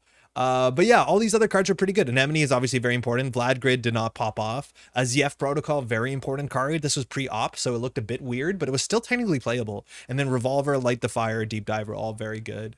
My fave shark. Hey Pat, how's it going? You ready? I got some snacks. We're gonna get in the car. I got my camera. It's gonna be a nice time, Patrick. Hakarl was an option because HB kept winning worlds, so no good cards. Yeah, it's the exact same idea as Salvage Memories, which is like HB is good. Just give them things people like. They don't have to be good. Just give them like a fun thing. It doesn't have to do anything. It just looks good. Just give them art. Give them good art. Give them good purple art to play with. Yeah, HB was really good back then. Still is sort of, kind of, yeah, always good. Anyways, I think that's what we're going to see. I think we're going to see a Dawn booster pack. I would bet pretty hard on that. So maybe even for Worlds, they'll be like, here's 7 cards, 14 cards that might get alt art treatment, full art treatment, something like that. That will give you a preview of Dawn and inject something into the format. That's what my guess is. I think that's what makes the most sense, and it's something NSG has done before, and this was relatively well received. It is relatively well received. I think this is actually a rare product too, because there's no way NSG still sells these. So if you're one of the few people that has like a full art Hakarl, you are part of the blessed crew that's been around for a while. So that's pretty sick. I get it, but like, can we stop hurting HB now? No. You're gonna play Thunderbolt. I'm not ready at all. Man, I washed all my shorts. I got my shorts out. I'm gonna put my shorts on. Carcalla as an arm is a street shark? Yeah, Coke. Carl's a street shark. You didn't know? Solves crimes and stuff. I forget what the street sharks did, but they definitely were strong. They were definitely very buff. For those who don't know the street sharks, I didn't have cable, but you could get street sharks sometimes on antenna, and it's like incredibly 90s. It's like very, very buff sharks who just like stood around and were strong. Aggressively ugly, but very cool. Radical sharks. Yeah, Carl's a street shark. They had roller skates. Holy shit, they had roller skates. They are so of the era. Very cool. This 1X looks very nice in cube. Said, Kyle, how's it going? Kyle, you coming down this weekend? I think the booster pack is a good idea to keep people involved. I think that's what we're going to see. I cannot imagine them doing a booster pack. Every time you ask NSG person about booster, you get 1,000-yard stare and say never again. For real, why? They also did the booster for Uprising. Did they? There was an Uprising booster. I don't remember that. Biker Mice. No, I think that was the only booster pack that ever. Oh, never mind. I am wrong. There also was a booster pack. These were harder to find. Like, I know the full arts of these cards are actually rare. They didn't give out a lot of them. My memory's failing me. This is why we need a journal. But these were also from Uprising. This was the first booster pack. I watched Street Sharks growing up. High art. I've learned much more into dinosaurs than Cadillacs as I've grown. Yeah, these were world exclusives. I think I have these, but in full arts. But I don't think these were these released? I think these are just alt arts for the full bleeds. So these were released in non-full bleeds as a booster pack, but then full bleeds for worlds. Because I remember having these in full bleeds and being like, sick. But I know they were rare, and I think that was like world support from doing casting, because you get good card support if you help as a volunteer. Yeah, but I know these are rare. Battletoads. Street Sharks are fine. I read that already. It's still funny. Pretty sure I remember buying the Uprising booster. Maybe you could buy this, but I think you just got the regular versions of them. Like, I think you got the, like, this version. Like, obviously the way they look. So I don't know. Yeah, no, you're probably right. I forgot that this was the first booster pack. Maybe NSG doesn't like booster packs. I just don't know what else they would do. I don't know what else they would do. So then the other option is, if you ask Axu, is that they'll just unban Matima Kundo and see what happens. That is another way to shake up the meta. And let me tell you, if they unban Matima Kundo for like a bit, honestly, I'll be okay with it. If you can do it, NSG, you can give us back Matima Kundo. Unban Mati, yeah. Daria's in there too. You can give us back Mati Makundo. And then we have to read what the NSG text is. Let's read the NSG text. I don't know what the NSG text is.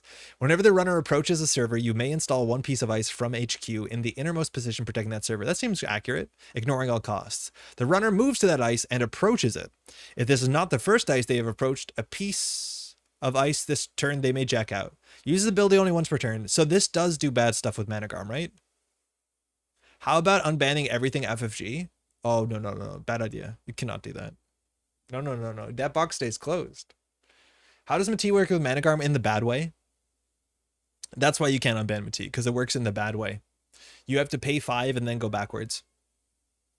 Yeah, it works in the awful way. Yeah, if this was when the runner passes the last ice, which is not a timing trigger that NSG uses, you could do it. But because it says approach, it works in the bad way. Managarm would fire twice, yeah. Managarm Mati is some toxic stuff, even internal. Yeah, pay 5 and counter and unsee pay 5. Yeah. Yeah, that's not good. That's pretty bad. Can't have that happen. I genuinely think some of my favorite Netrunner games of all time are in Mati, but it's when you bring a good deck against Mati, you're playing like high power chess. When you brought your tier 2 deck against Mati, the game was over before it started. And so Mati eventually got banned. It did survive Worlds. Like, this was a playable identity at Worlds 2018, the final Magnum Opus Worlds, and it didn't win. I think some of them made the top cut, but like, it did not win. I don't even think it was that close in contention. So if this looks busted powerful, there were better things to do at the time, which is pretty wild. It's fine. We were shaking it up just so ban Managarm alongside it. Boom, meta fixed. If Mati comes back, let's get Liza in there too. Z-Bag. You give a mouse a cookie, you know? And then they ask for Liza back. And then once they asked for Liza back, they were like, why don't we give us Mars for Martians? And then they get Mars for Martians back. And they're like, well, at this point, we should just have a high profile target. And you see where we get? We get nowhere good fast. We all get mutually shared destruction. Can't do it. Let's just woo back. Okay. Anyway, that's it. I don't think I've heard anyone who's cross about it. Is anybody cross about this? You can be. It's a safe enough space. We won't judge. But I think that's like for the best. It's a bummer. I think NSG just has to like obviously keep that in mind that like, especially for content creators, you got to shake it up. So they're gonna shake it up. Again, there was never an intention for Worlds to be in this meta. So it's more awkward that like after from November and December into January, February, like that time can slow down. Unban everything for a week. What could go wrong? The monkey's paw curls. It's a perfectly reasonable format as long as you play these 6 cards. As a person who didn't get to see Liza be a huge problem, would it be a horrible thing to have her back now? Yeah. I think so. Unban Rizeki? Darya, stop. You can't. You can. You probably can. It's not like corps want to go wrong anyway. Anyways. Can it just be a Dawn hater because rotating the FFG cards blows ass? I hear you, Eric. But also, it's for the better of the game. It was going to happen anyways. It's 1 year faster.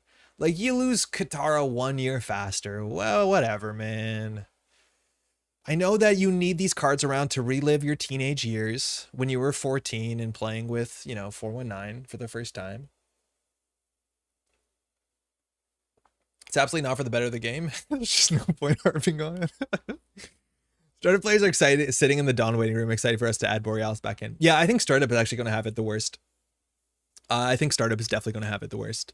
Because I've heard only nothing good about Startup right now. Obviously, the Startup Council will do something about it, but like Startup seems to be the worst sufferer for a long non-release schedule because it's a small format, and that format felt like it was meant to rotate a bit more aggressively. Why not Liza? Because any matchup in which tags are not relevant, that is just a silly idea ability. Run central, draw 2, just with downside, and the downside is, are you playing against NBN is not reasonable, I don't think. I'm in favor of balancing Startup so poorly people play standard. It's worked before. Eric, it's honestly working right now, and I don't mean that to be a jab at NSG. It's just like unfortunate, like card pool balance issues seems rough right now. So like a lot of people are just like jumping into standard, which like, yeah, 10 out of 10, let's go. It would make Seb playable at least. Oh yeah, this would be fire with Seb. Mind you, Liza is a Gmod. That'd be really cool with Seb. But actually not, because you have to clear. Yeah, it'd be good. It'd be good. Do you know what I was thinking the other day? Do you know what I'd want to play? If I could play it in Seb, I would play Maya. Oh, Maya would be so cool. Having a console you want to play in Seb. Oh, so good. Once per turn immediately after you access a card from R&D, you may add that card to the bottom of R&D if you do take a tag. Like having a reason to run and a tag giver and a console. What? Like, honestly, this would be sick. Like, this is what Seb really needs. More weird payoff cards that require running. Because unfortunately, as we've seen from Seb, all the Seb cards are like sit back and do nothing cards besides Hannah, really. And then Ice Destruction. I just wish there were more cards like this that make tags weird and interesting and more interaction based. This card saw next to no play. It was a bit of a niche pick. Sometimes it showed up. It was like a 2 MU console for 3, which is kind of noteworthy. Citadel Sanctuary makes the MU instance playable as well. Oh, Kolava, what are you doing on Sunday? You're playing, you're pulling out your Citadels? You pulling out your Citadels? Big brain, unban Liza, but you can't put her into your deck only from DJ. That's probably still frustrating, isn't it? You could play Maya Seb in the NPC Boston side event. Yeah, but you could also play like Citadel Sanctuary Seb, which is what Cold Lava is up to for sure. How's it going, Kevin? Kevin, are you playing on the weekend? If this is the Kevin, I think is the Kevin. Someone has to put Maya in a deck in the side event on Sunday in NPC. It's like Seb has so many cards that you can play with Seb, and it's like Maya's definitely not the pick, right? Like you can play a Count Siphon. That one seems a bit good. 2 tags is a bit awkward, but you could play, you know, data leak reversal. It's like Seb. This is the coolest thing that like at least NSG has this problem is like Seb is like people are excited to make Seb do something, and there's so many old cards that fit that design. We're not there yet, it doesn't seem, but like people want Seb to work, and so NSG is like 1 or 2 cards away from making Seb exciting, which is a good problem to have, I guess. But like people are gonna play Data League Reversal, they're gonna play Count Siphon, they're gonna play Citadel Sanctuary. Like there's so many cool things you can do in Seb in this format, which just requires you to have 1 more card. You're playing this weekend, hell yeah. Are you going to SF Worlds? Eric, unless it's almost def, there's no way I'm flying to SF twice in a year. Citadel so good. I don't know if I said hi, Kira. Cold Lava is going to cut. Like going to make the cut? Tag punishment exists and doesn't mean everyone should play tag punch just because Eliza? Yes. And even the fantasy area, he's still spending influence on his console? Yeah, exactly. It's fine. Wait, when was the first time? I'm going to be at Worlds, it seems, which is pretty cool. But there's no way I'm making it to SF twice this year. It's really expensive as it is. I wish Liza was rotated. Seb DJ Liza would go hard. Mercury with Security Nexus would be fun. Yeah, Security Nexus is another one. Like, oh man, it's a shame that Seb doesn't have Link, which like, I feel like that's more that NSG doesn't seem like they know what Link is going on. I asked about SF Worlds. Okay, question answered. No, you asked about Oh, yes, SF Worlds. I thought you said SF at NANPC. Yeah, okay, never mind. Okay, no, I answered that wrong. Yeah. Yeah, I answered your question accurately, but inaccurately. You know what I mean. Okay. NANPC is June 20th. Even if Andre can't make it, everyone else should. Oh, yeah, you should make it. It's like, I think it's the same weekend as Toronto Can Nats. So, like, if you're in Toronto, it's closer. I saw Chenchling has the Alexis's art of a toll booth alt art that's like San Francisco. It's so nice. It's gorgeous. I wish I could show it on stream. I'll try and make that make sense in the near future. But like the alt art from the SF is so good. It looks so nice. Really well done, both of y'all. But yeah, July 20th. Come check that out. Cool. News. We said again, save the date. NANPC Montreal is August 24th, 25th. Eric, if you can kindly update the website, that'd be sick. But it is this true last weekend of September. It's the last true weekend of August 24th and 25th in Montreal at the Silver Goblin. More details coming with like tickets and all that sort of stuff. If you have any questions between now and August and you want to make this work, you have a lot of times to plan it around, but please ask. We did a whole video last year when we did at the exact same space, Can Nats, where we talked about like, you know, here's your restaurant list, vegan, non-vegan, here's like what you should do in the city. And let me tell you, coming to Montreal in August is phenomenal. Hey, Whiteblade, are you coming to Montreal? Are you coming to Montreal? It's the weekend after Toronto? Okay, sick. Okay, sick. You could do 2. Gyro, how's it going?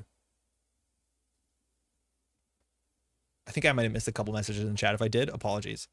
Anyways, let's go play some Netrunner. What time is it? It's like 10, 12? We have some time to play. Let's close some tabs. I feel like there's one more news thing I'm forgetting. I don't know what it is. It's definitely not those sharks. All right, so we want to play Good Stuff Criminal, because in theory we're allowed to play it because no tributary or whatever. Toronto is the 20th and 21st? Yeah, that's what I thought.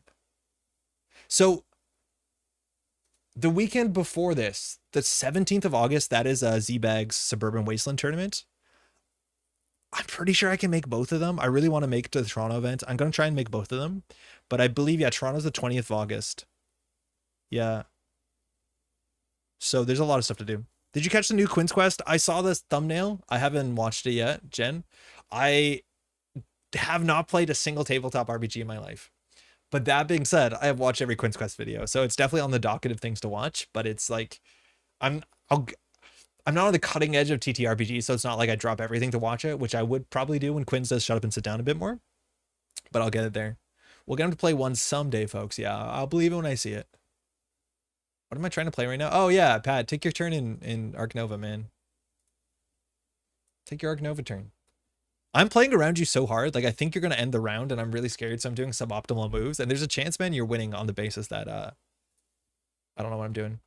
Sable's one of my favorite IDs. Hope she gets playable. I think with Ryan, we're going to see a whole bunch of Sable in this weekend. So let's play some Sable. So we're basically going to make a Sable list, the same Sable list from last year Worlds that did really well. I don't know if that Sable deck got any new cards.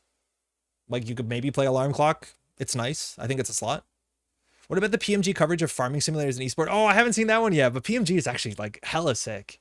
Not a surprise. PMG is like one of the best channels that I've been enjoying way more than I thought I would. On that note too, I watched a Climate Town video recently that talked about like how making merch is probably not something you can sustainably do, and like any of my momentum about like making a merch kind of ground to a halt, which is not great. If Metropole Grid gets 1,000 Patreon supporters, we'll run 30-minute session of Blades in the Dark. Jesus, Matt. I feel like those numbers could be adjusted slightly in one way. I don't play many TTRPGs, but I'm still great to see him throw his books around. Yeah, I know. Philly NANPC is the weekend before July 13th and 14th. Okay. As a person who has tried and failed to enjoy TTRPGs, I'm a big fan of Quinn's quest inexplicably beside the man knows his craft. He does.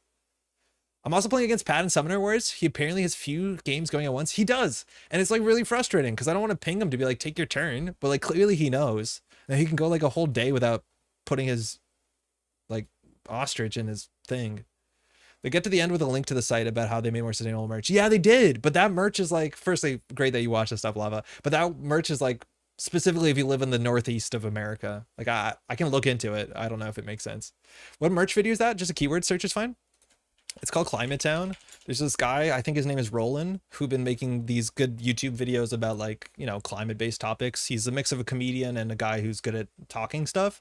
And so the last one that just came out was America's merch is trash. And he's just talking about how the merch scene can be a bit difficult. Because obviously he has another video prior to this you should watch probably, which is like about fast fashion. These thumbnails are not as good as the videos are. Check out the videos. These are obviously fine thumbnails. They're not my favorite part of the channel. Guy who's good at talking to stuff. No rush, he says. Oh, I did say that, Pat. You're right. I'm sorry. No rush. Take your time. Take your time, man. I'm just over here gonna wait. I'm gonna break next round. I'm not gonna. I might. I actually don't know if I will. Yeah, Climb Towns is great. Yeah, Climb Towns really good.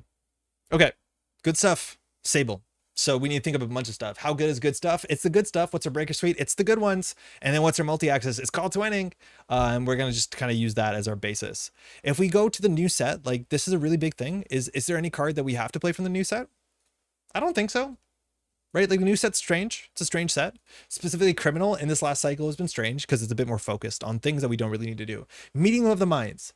Could you consider playing it? You could consider playing it to get your twinning down faster. Now that's incredibly expensive. It will cost you at least 3 credits.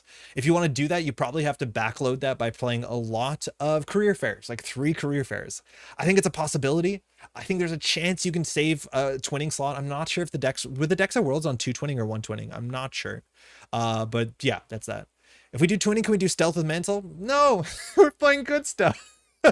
Which means we're playing the companions in Chesva. You don't need to be interesting. You just play the good stuff. And like, that's the unfortunate thing. This is not going to be a spicy brew. This is going to be a fundamentalist brew, which like, it's fine. Like Window of Opportunity, we're probably not going to play because Window of Opportunity doesn't make sense unless you're playing saucy. Should the deck play saucy and be a bit spicier? Maybe, but I don't whoop saucy and say, you have better reasons not to do that. Like there's better criminals to do that in, but like, it's just slots. A blue stream. Sunny, how's it going? Alarm Clock. Now that's the one that you can consider playing. It's interesting. It's fine.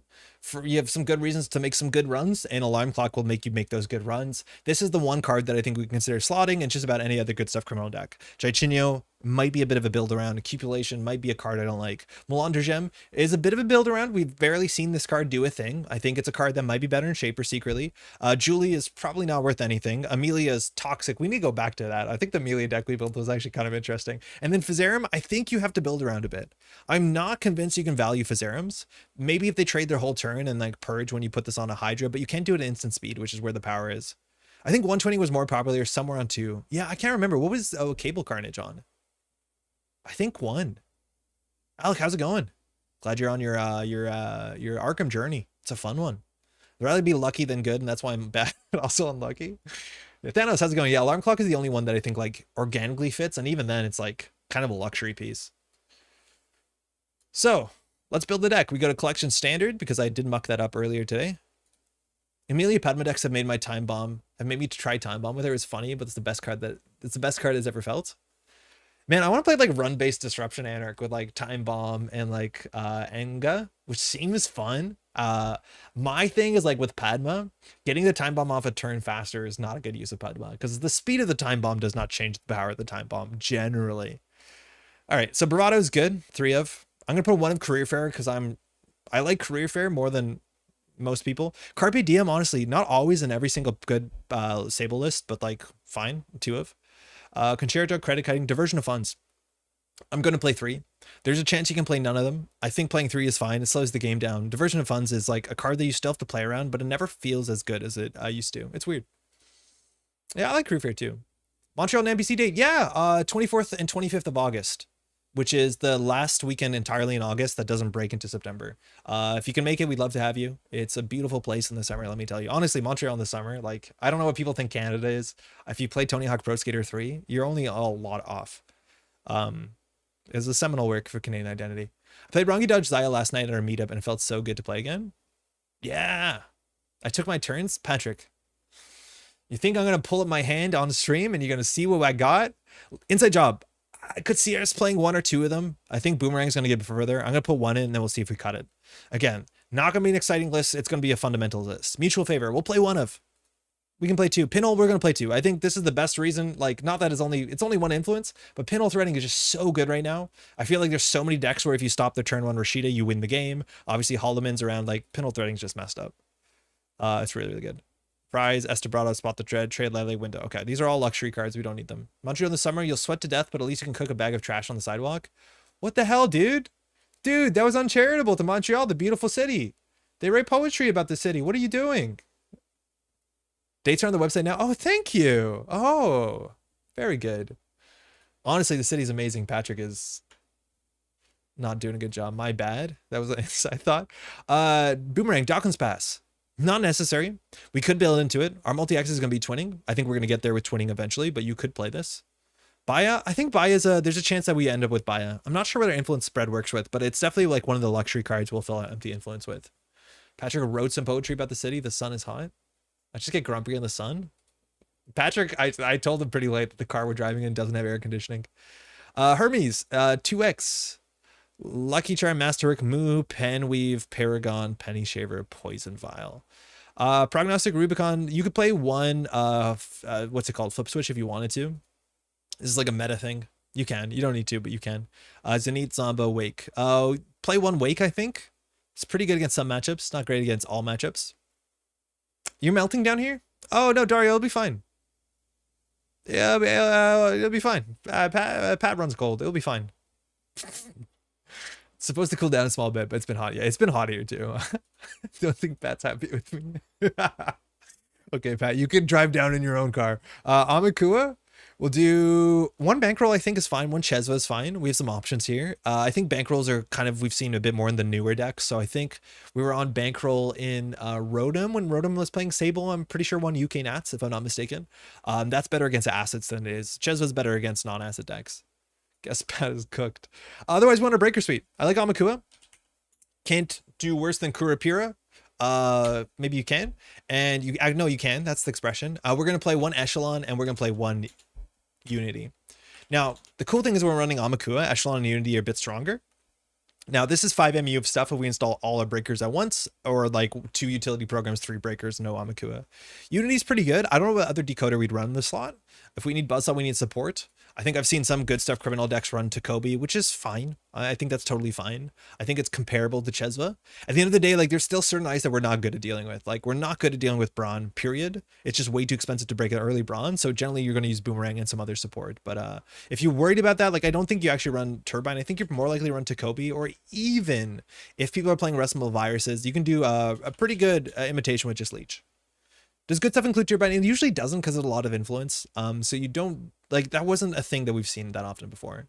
Not sure Echelon is still relevant with 3 to 4 things we're hitting with it. So what does Echelon break better than anything else? Echelon versus, mind you, the in-faction option is Carmen. So Carmen is really, really bad when you're breaking drafters. You break a drafter for 4 credits, full stop. Now, if you look at Carmen, you break Drafter for more than 4 credits on a lot of board states.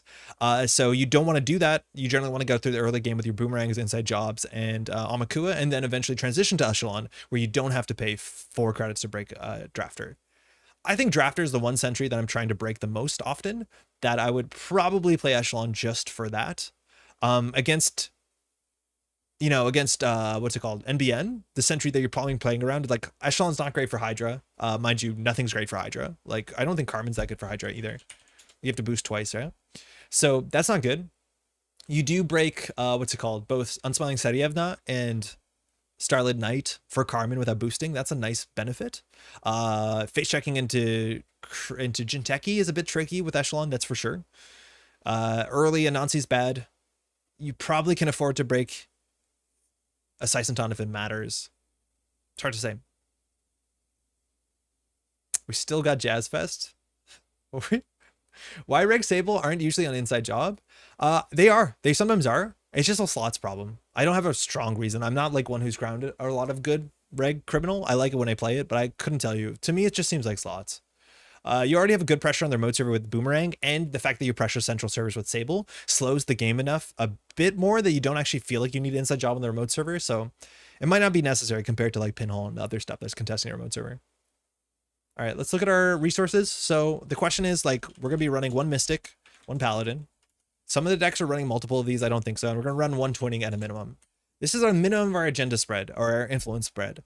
We now have 4 influence to spend. We can play 3 Baya Bands. You could play Diesel if you wanted to. You could play Swift instead of Hermes. It's such a different thing. Like, Hermes gives you control. The idea is that, like, when you run with Twinning and you can cash in the multi-axis when you want to is very, very powerful on Hermes. On the turn that you need multi-axis. Swift gives us a bit of click compression. It's not bad, but like, I don't think I play good stuff Swift unless I have a lot of run events or it's more important than the disruption Hermes gives you. For influence, Turbine goes Spur. Honestly, maybe, but the thing is, like, at the end of the day, we don't even run the best breaker suites for Turbine. Like, if we're gonna run Turbine, we probably should play Buzzsaw Cleaver. I think I know the answer. Any reason to run Virtuoso instead of Hermes? No. Hermes has so much impact on so many games. Virtuoso is very, very expensive, and you're already really good at making running your mark make sense for you, that you don't need this card that's meant to make your mark. This card is just a bit of a bummer. I think if Hermes was a bit more expensive, Virtuoso was a bit cheaper, if it wasn't a console slot. Like, this is a cool ability. It's just, this is like the 4th best criminal console, even if you're building Sable. Right? Like, the idea is that if you're making these like weird archive runs, would you rather access HQ, or even at a minimum, would you rather get a credit and a scry with Paragon? It's so hard to make Virtuoso work for you. I honestly think we might see Virtuoso sooner outside of Criminal, but that's really difficult. For consistent, we consider 2 Bankrolls, 3 Hermes, 2 Twinnings. I don't think you need Twinning. That I would play 3. I think 2 Twinnings is reasonable. I'm hoping with Awaken Plant Twinning we go far enough, and with Central Pressure in the early game we can slow it down. 2x Nuka. Yeah, 2x Nuka, actually, I like that a lot when it gone. Yeah, that's probably what happens. Yeah, this deck needs draw. We're not done with our resources, but 2 next Nuka I feel good about. Or even 1 Nuka, 2 Baya, maybe. We'll find out. Also, window into is better than Inside Job, or am I wild for thinking that? I could see it, but we can try it. I don't see why we wouldn't try it. I suppose you don't need the Twinning as much as Zaya does. Yeah, Zaya wants to get the multi-axis a bit faster. We can play a bit more control. Tron, how's it going? I think D was on Jobs last meta. I wasn't, because I tried fitting 3x Pinhole and a bunch of tech, so I ran out of space. Yeah, Red Crim, very Red Crim. I think IJ is better, but becomes a lot worse with Trib. Might be better now. Yeah. D, how's it going? Excited to see you on the weekend. Nice. We read your blurb. That was cool. So let's get our other resource package in. So 3 Class Act. Again, 3 is a lot, but you can continue to play these very cheaply. We want to run now. No One Home or No Free Lunch. You could consider teching. I don't know if we exactly need this. Obviously, there's a lot of NBN out there, but also there might be less NBN out there. Diesel over Nuka. I'm not sure, Thanos. I feel like we have a lot of on-tempo events that we can go a bit slower in our card draw. Blueberry Diesel for draw, or Classic for draw if you want the influence or something else. Blueberry Diesel is a really bad card draw card. Classic is very good. Unfortunately, Blueberry Diesel is not a good card draw card. It's a card filtering card.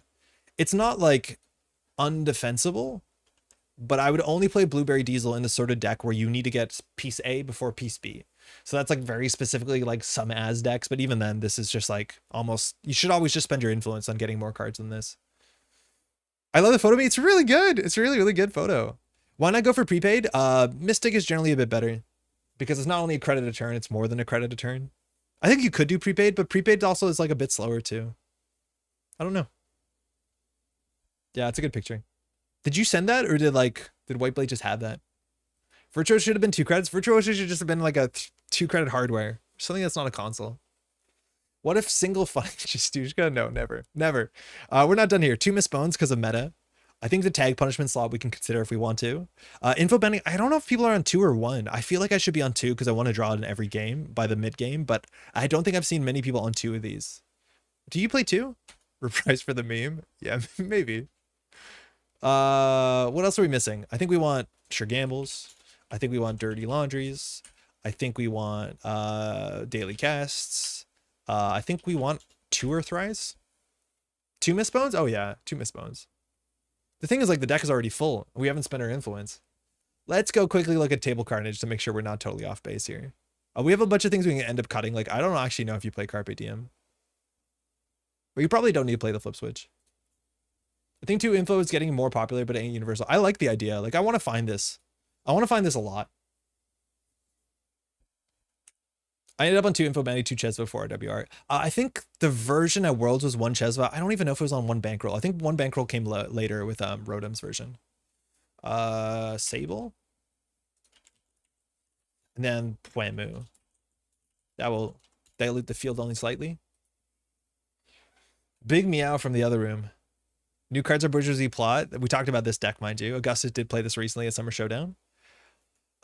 Second Worlds, firstly UK Nats. Seems good. 2 bans and a leech for the good stuff. Could be. 2 bankroll Chesva. There was a flip switch here. That makes sense. I don't think we see a lot of stuff go up. Only 17 events. So 2 Carpe Diem, Dirty Laundry, Diversion, Mutual Favorite Pinhole. So what on extra stuff? No Career Fair. This one wasn't on Career Fair either. So 17 events with a Baya. I think this one is on 2 twinning. That's interesting. Because this one I think has 1 Nuka in it. Or 2 Nuka, 1 twinning. That's interesting. Less Earthrise, 1 info, 2 bones. This has NFL in it. It's very cool. Are we missing cast or Career Fair? No, we got the Career Fair and we don't have... Sorry, we got the cast and we don't have Career Fair. I'm trying not to get eaten by Yogg Thought. Good luck with Sable. Good luck out there too, eh? 17 events. What do we have? So people aren't playing Career Fair. Not playing Inside Job, I don't think. I don't think either of these are playing Inside Job. No, 1 Inside Job. I like Inside Job. We'll play Inside Job. 2 Boomerang, Flip Switch, Hermes, Awaken Plant. Okay, so that's fine. Daily Cast, Earthrise. The question is, where do we want to spend our influence? I'm going to try Nuka. So we'll play 1 of less of these. We'll play 2 Nuka. That's 45. That seems clean. Twinning, Classic, Paladin, Mystic, 2 Bones, 2 Info Bounty, Earthrise. Is there anything we're missing that we feel really strongly about? 2 Carpe Diem. Yeah, I'm okay with 2 Carpe Diem. That's exactly how many Carpe Diems I want. Zenith is a really great card, especially with Sable. It's good, but I think we're going to play our card draw a bit more consistently without interaction. But I do like Zenith Chip. It's cool. Cool card. 1 Miss Bones, that's a meta thing. I'd rather go into a meta and over-attack for assets because I don't like losing to assets. It gets me. We also have, mind you, a 2 bankroll in this one. We're on 1 bankroll. Let's send it. Inside Job on an open deck list does work without even being played since the corp always has a second guess single ice servers. They have to anyways though with Boomerang, right? Like it doesn't change too much. Like against closed deck lists, I will play differently if I do know or they don't know their Inside Job. Like I feel like I've been playing against Ken decks that don't have Inside Job and that like gets me. Good stuff. Sable. I don't think we fit Alarm Clock. Like I think Alarm Clock is worse than most of the other cards in the deck. Like that's a problem. Is Alarm Clock is like maybe you can cut a Miss Bones for Alarm Clock, but all these other cards feel better than Alarm Clock. Maybe you can cut an Inside Job for an Alarm Clock. I don't know. It doesn't seem that important. Like by the time that we actually want to send the Alarm Clock in, like we probably already have our breakers. That one's a bit trickier. I'm not actually sure about that. It's something we could definitely want to test, but we want to see how this feels before we start tuning it. Cut a Diversion IMO. I could see it. I've played a lot of games that people haven't respected Diversion and then like they're just not punished. And I want to make people afraid of it, you know? It's a free click, infinite value, just saying. It is a free click. But Daily Cast is a free click, right? You get 2 credits on that click. It's a pretty good click. New runner deck. Good stuff. Stable. Okay. Okay, I'm 419. Probably have to fix that. Nusha. Sandra, Harish? Oh, yeah, right. They're still in there. Yeah, let's see how good the diversions are. There's a chance they're bad. They haven't felt that good recently. We'll just try and keep that in mind when we're testing.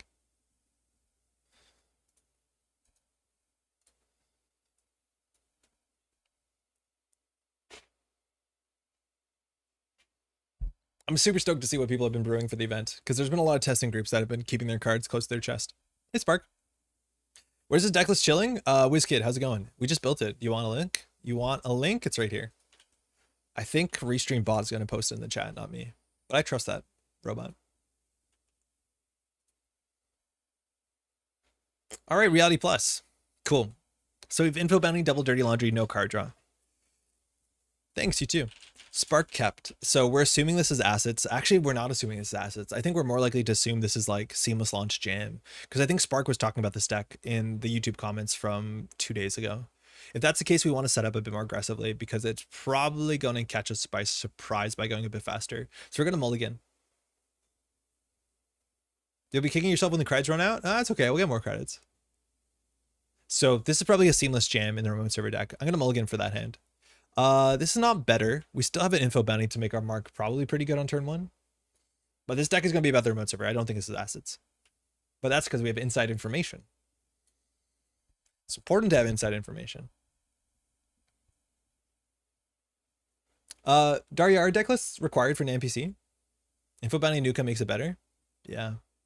Man, Reality Plus is still frustrating. Like, I'm going to face check to make you spend money and then you lose more than they do. Like, come on now. R&D. Okay, so we can do Nuka.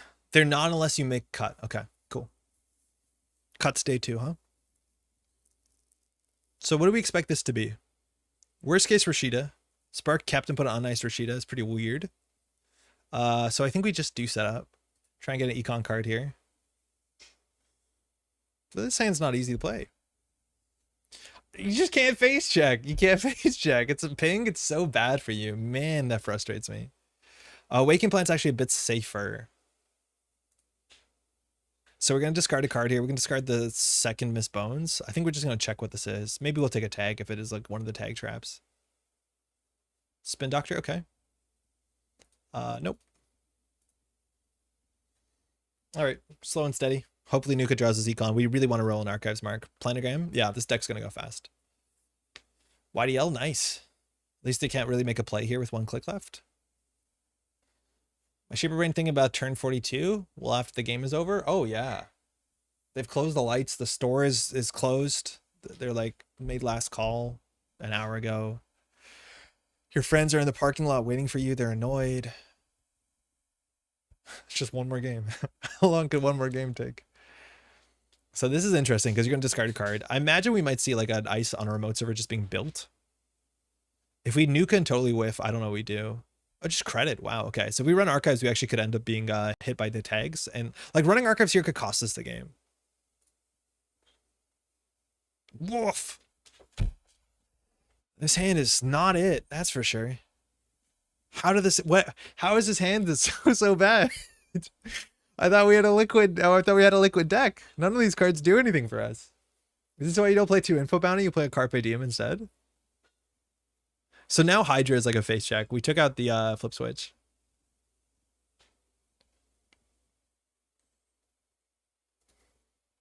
Like if we steal an agenda, we are cooked. Like we are just cooked. Having a liquid debt over a solid deck is the issue. Like it might have been right here not to install the Hermes and just do credit. Hold on. Like credit. Earthrise. We'll start with the Earthrise on 1 credit. That's not very good. So we can throw out the Waken Plant. We can probably throw out the Miss Bones. If we do Hermes run Archives, it's just not very good. Because if we eat an agenda, we'll get oppoed. That's a problem. Out of a random question, why is Netrunner so addictive? Zoltan, how's it going? Netrunner's really good at delivering like constant surprises. The fact that you're always interacting with face down cards, the fact that the runner's accessing cards unknown and getting those slot machine rips. There's just a lot to it that's fundamentally very exciting. Every access matters. Every access is exciting. You're building a world and you're enjoying the space together. Like your game is not about destroying their stuff so they can't play 9 out of 10 times. It's like about like building a space for the 2 of you to play together. And that's like very compelling and not a lot of card games do that. Yeah. The click action economy thing is also like, I'm just going to do it. I'm stalled out here. It's very, very cool. Okay. Shuffled back. That's at least we won't get oppoed here. Nope. This is what we were playing around. Damn it.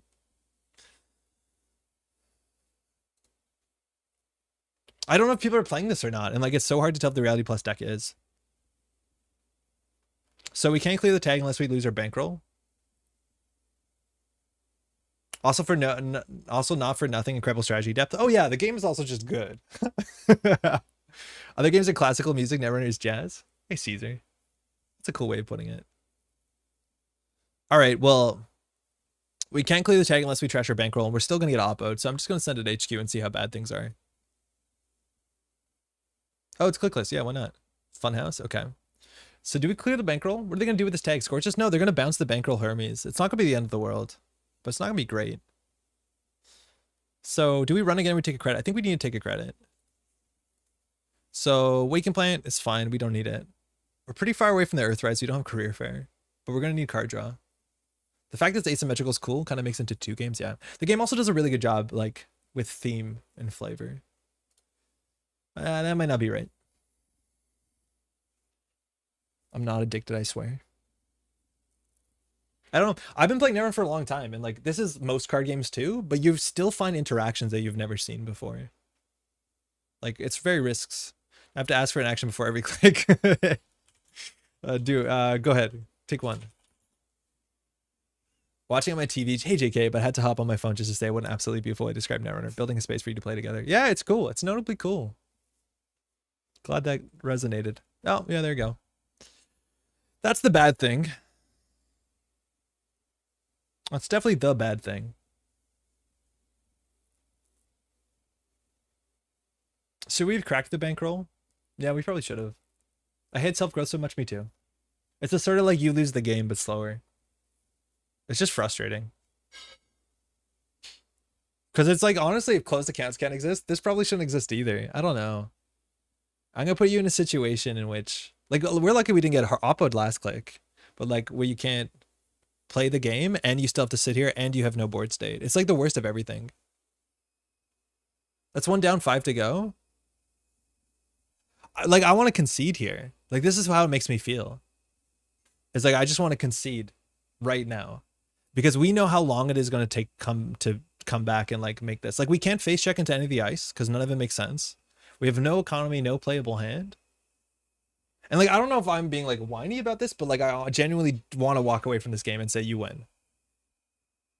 Close accounts for 7 or 8. Yeah, I know. I take back what I said earlier. Yeah, it's about building a space that we can play in together, Spark. Did you not hear the nice message? My friend gave me 3 options of card games to play last night. He said those other 2 games are good, but they're not great. And we played Netrunner.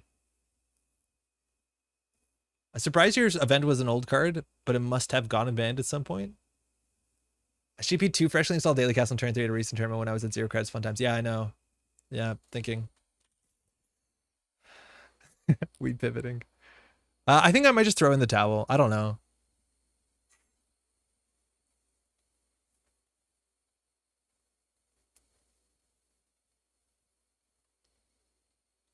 Click for 3, remove tag. You're only a bit behind. We're pretty far behind.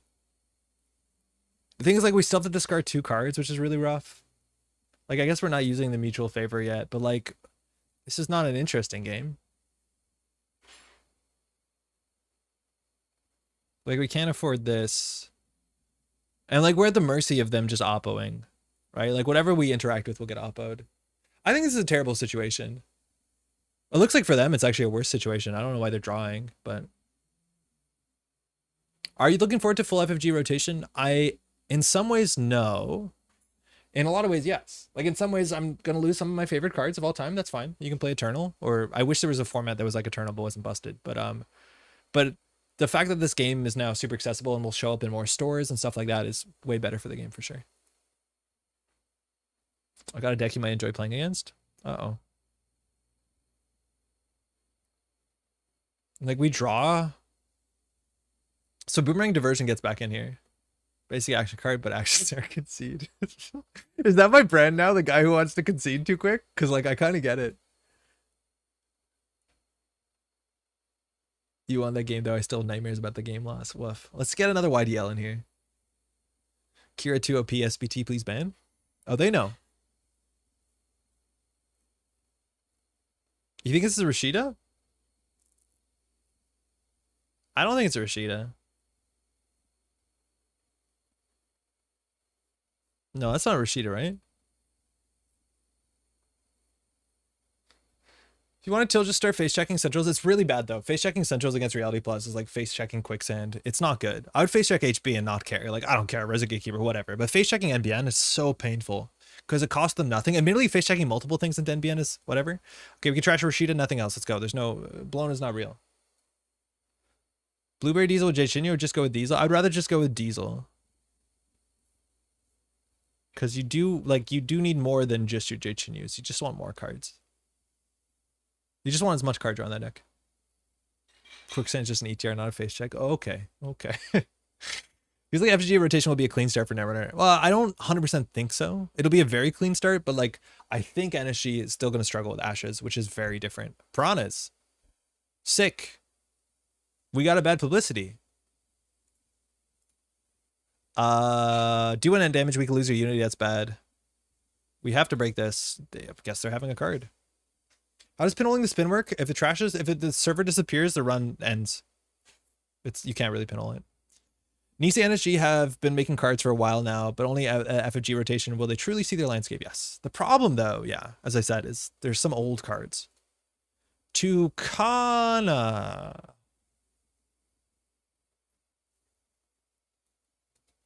Might get oh no, you monkey. He thought there was Tucana an agenda. How could you be like this? Can I have my bad publicity now? Oh, he misplayed so bad. I'm so afraid of tags. Tags you should be afraid of. Tags are very annoying right now. Right, like we can just get oppoed and then just not have a game. Was there some early issues with Ashes? I guess it was early days. It wasn't that it was exactly early issues. It's just like the design, like the game is different than it was now than then. Right, like there's a lot of cards in Ashes, and this is not only because NSG was new, but also like it's hard for your first set when it comes out when you're an unproven, you know, new company to like really rock the boat. So we saw many cards that were like weird incremental value cards. Like the amount of cards in that set that just give you 1 credit per turn, like the Companions and Keiko and like Rizeki and all this sort of stuff. It's like it made the game a lot more, I would say, value grindy, as opposed to like if you look at Sabotage, which came, you know, 3 years later or whatever. It's more about like haymakers and making fun plays. It's just a different game. And there's a lot of cards like I would be very happy for the Companions to go and Keiko to go, stuff like that. And there's some busted ice. There's just some busted ice, like all the banned ice. There's a lot of banned ice in that format. Fresh really do be like that. Yeah, it really do be like that. Hey, Rohit. Kind of worried about all NSG, and I'm glad it's delayed. I'm not worried about all NSG. I'm excited for it. Okay, so if Spark scores out something here, it's going to be seamless. Luckily, we don't have money. We can't be hurt by Crypto Crash, right? Why did I install this? What's our mark? HQ. We're just totally tilted out of the game. Like, this is the thing. If Spark is basically not playing against a runner, like there's nothing we can do to make Spark uncomfortable. The best thing we can do is draw a boomerang. So I guess we're just going to discard some cards. Okay. So now we can do credit Paladin. And then next turn we can diversion. If they score out, we bounce HQ. Maybe we're back in the game. Ban 3 to 4 ice to bring back a 2 or 5. Ban a 3/4 ice to bring back a 2/5. That'd be a gamer movement by SPT. Oh, like bringing back Engram, banning Tributary. Yeah. Yeah, I know. Engram's okay. No, it's not. It's not okay.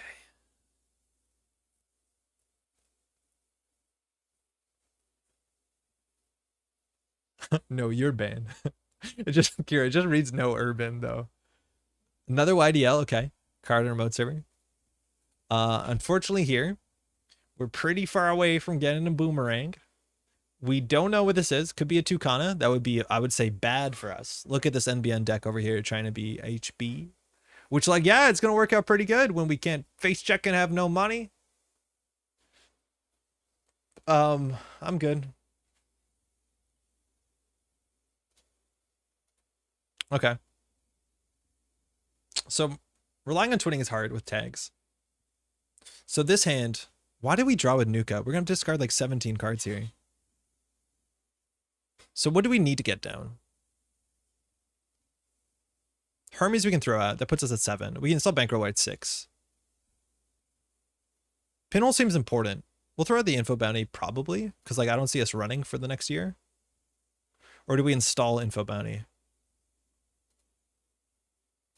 Let's just say that we're playing around. Oh, if we're playing around actually Crypto Crash, we should have installed not with Paladin. But that being said, we want to play Sure Gamble before the game's over. Okay. Engram is fine, just empty the grip, easy counterplay, yeah. Seamless. Seamless. Score. Oh, Arella. That's okay, we have Hermes. It's a Crypto Crash. Yeah, we should have actually installed the bankroll out of pocket.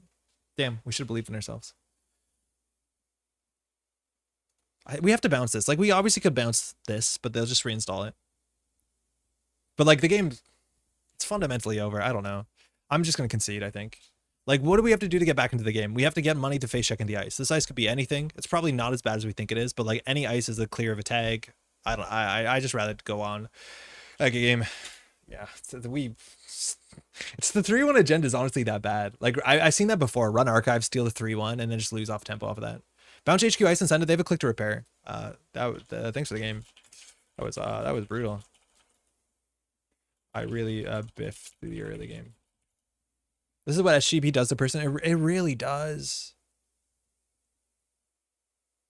But like running archives definitely wasn't worth it. I think we said it too. Like if that's the 3-1, and heaven forbid we didn't get oppoed, but like we probably should have just cracked the bankroll and cleared the tag and then not get SGP'd. Yeah, there's only one turtle.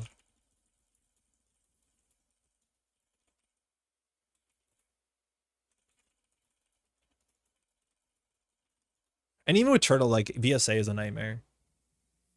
I think in faction right now, if I'm not mistaken, MBN has the best anti-AI ice. Oh no, Hammer's pretty good.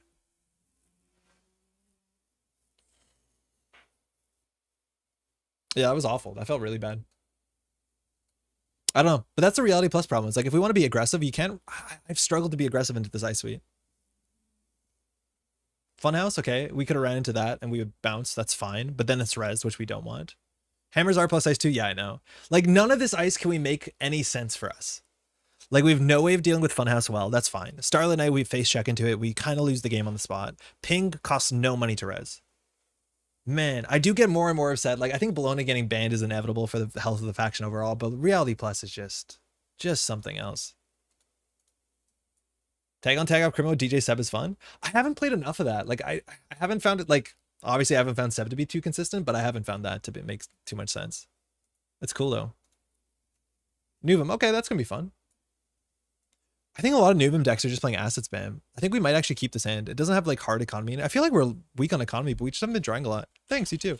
At least we have 2 hedge.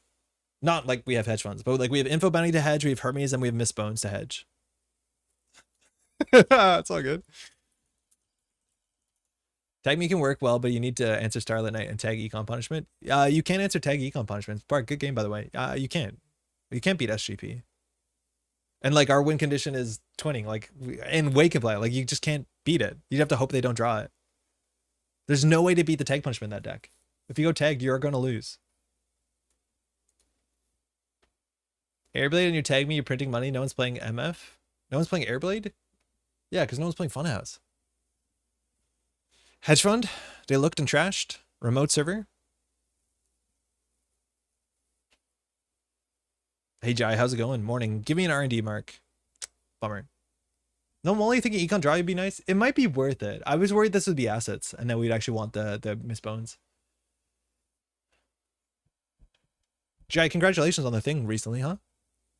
So what do we want to do there? We can face check HQ. I don't know what punishes us here. I don't think a lot does.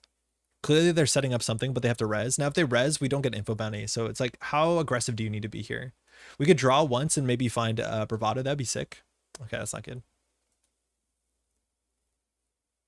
Really came around to my initial impressions. Yeah, I haven't been... Okay, that's good to know. I haven't been stunned yet. So we know we can do Kurapira, get into HQ if we need to. And then we actually can charge on this, which is pretty great. So we can do Kurapira, info bounty.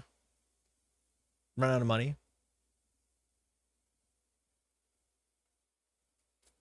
That's not good.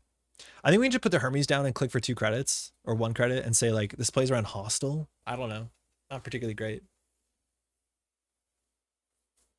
I learned to trash every time. Yeah, you definitely want to trash every time.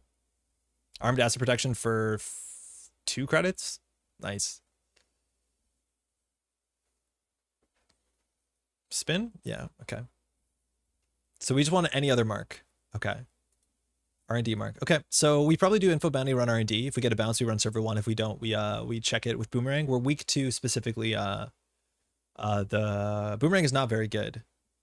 Into logjam. Tree line. Okay. All right. So boomerang into logjam is not very good. They probably have an agenda in HQ, so we always go Kura Pura run HQ. We'd have to let border control fire. I think going from 12 to 13 credits, but we do bankrupt ourselves. We probably just need to set our money up. If they score out, I don't think there's any problem here besides Rashida. I don't want to run archives because they're playing armed, but also turns logjam on. So I think we can just draw up and play Mystic. If they trade a diversion for border control, I think we're okay with it. We just don't want them to get like an ice on HQ because now we have to play around Winchester and we can't, or Hammer, we can't. The worst thing is Eminent Domain. I want to play more Eminent Domain because it looks really fun. Like just to use it for its ability. Like we actually should contest Spin Doctor because without contesting Spin Doctor, Slash and Burn and Eminent are very, very playable. Glad to catch you live for once. Good to see Criminal. Hey, Moldora, how's it going? We've been struggling in our 1 game so far, but we'll hold on, I think. Eminent Archer's really fun. Yeah, I believe it. This might be an agenda. They've gone through 4, so it's 54 cards. So they've gone through 15 cards. They probably have an agenda in hand. So we can definitely run HQ for 2 credits. We'd get the money back.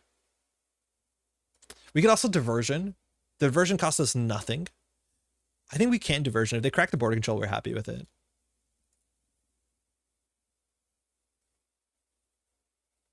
Never mind. Don't worry about that. I forgot we don't have a fracture down. It's cool. How we getting in? We're gonna ask real nice. We might have made a mistake there. I'm struggling. I am struggling to get an early economy. Do we just click for credits?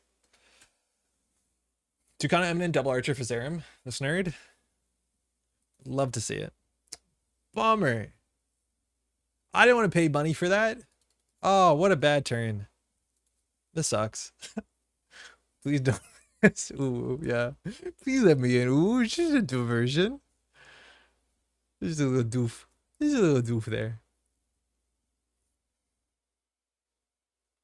We have drawn a lot of breakers. The problem is our breakers are not the economy cards we want. That's how I feel when I play Red Crimp. It looks so good. But also this doesn't look good. Oh, they advanced that. Okay, armed. We know that's advanceable. Border control isn't gonna be popped. At least he can charge. Yeah. Oh, okay. Well, now we're cooked. We probably should have played doof like that. And so now, like, how do you face check? We think this is a tree line. Tree line's pretty bad for us. Archives is the mark. Okay, we can at least start there. Actually, we should have thought that through. So we see subliminal. We seemed armed.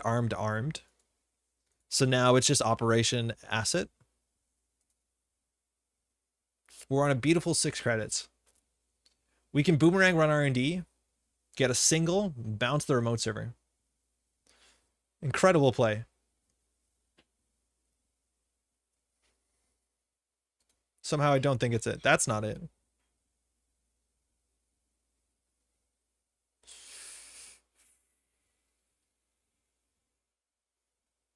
If we install the Kurapira, you think they're going to slash and burn an SDS and then eat our breaker and we'll lose the game? There's a chance. There's a chance that's what's going to happen. You should probably send it if you're wanting to play Red Crim. Yeah, we probably should send it to you, honestly. I just like Hammer and cost us the Hermes. We're just hoping to get a good bounce here. Atlas of the token, okay. So our damage is going to be Kurapira, diversion, run it. Give me an HQ mark. You're the best, Sable.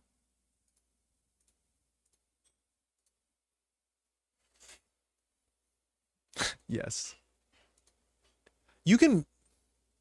They didn't even ask us if we wanted to break that. We could have spent 2 credits.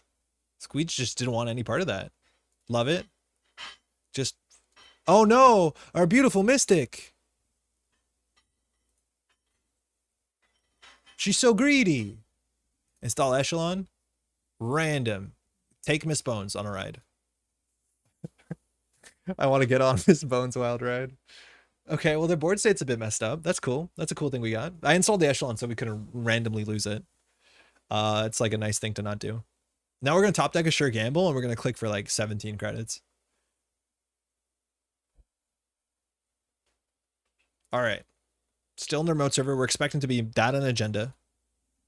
Draw for a sick event. Please stop drawing breakers. Draw for an event. Please draw an event. Archives, draw an event. Damn it, missed it. The deck has like 17 events in it. All right.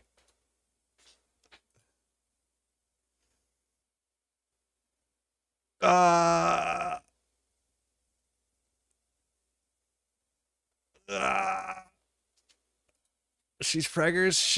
She's definitely hungry. Do we have to legally install our Unity so we don't lose it? I'm keeping it. I'm definitely sunk cost fallacy this into the bank. We're never losing our... Okay, if we lose the Unity, we lose the game. I'm just going to do that. Random. Don't hit the daily cast. Fantastic. We're off Miss Bones Wild Ride. That situation would be better to bounce server 1 ice so it cost them to reinstall. Maybe actually, yeah. I thought we would consider running RD, and it opens it up so they have to ice it up for the mark. Double advance. Okay, it looks like a Basalt Spire. So we just need to get it. We're going to draw that sure gamble. We're going to draw a playable event. Draw a playable event now. Okay, sick. If they score a Basalt Spire, we probably lose the game, but like our mini game is just not feed Mystic Miami another damn card. We did it. Yeah, I know. If they score Basalt Spire, we basically lose because they have an Atlas and they're on game point. Like we lose in 2 turns. So this was, we should not have. What's happening? Oh, subliminal. Yeah, we should not have done what we did. She gave birth to a beautiful sure gamble. If they score the Basalt, we lose. Kira, please. Yeah, because once they score the Basalts, right? Like they have recursion. So anytime they top deck either an Audacity, an Atlas, or Slash and Burn, they just pull the other counter and it's not good. Come on, just score it. If they had a Basalt, they would snap score it. Maybe this is a sign to take Mystic out of the deck? No, it's just don't draw all your breakers first. I think so.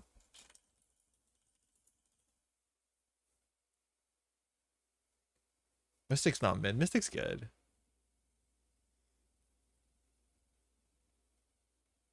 Mind you, this whole game we should add 2 fewer cards. Actually, no, them trashing the Kurapira is reasonable because we didn't charge the border control. No, that's fine.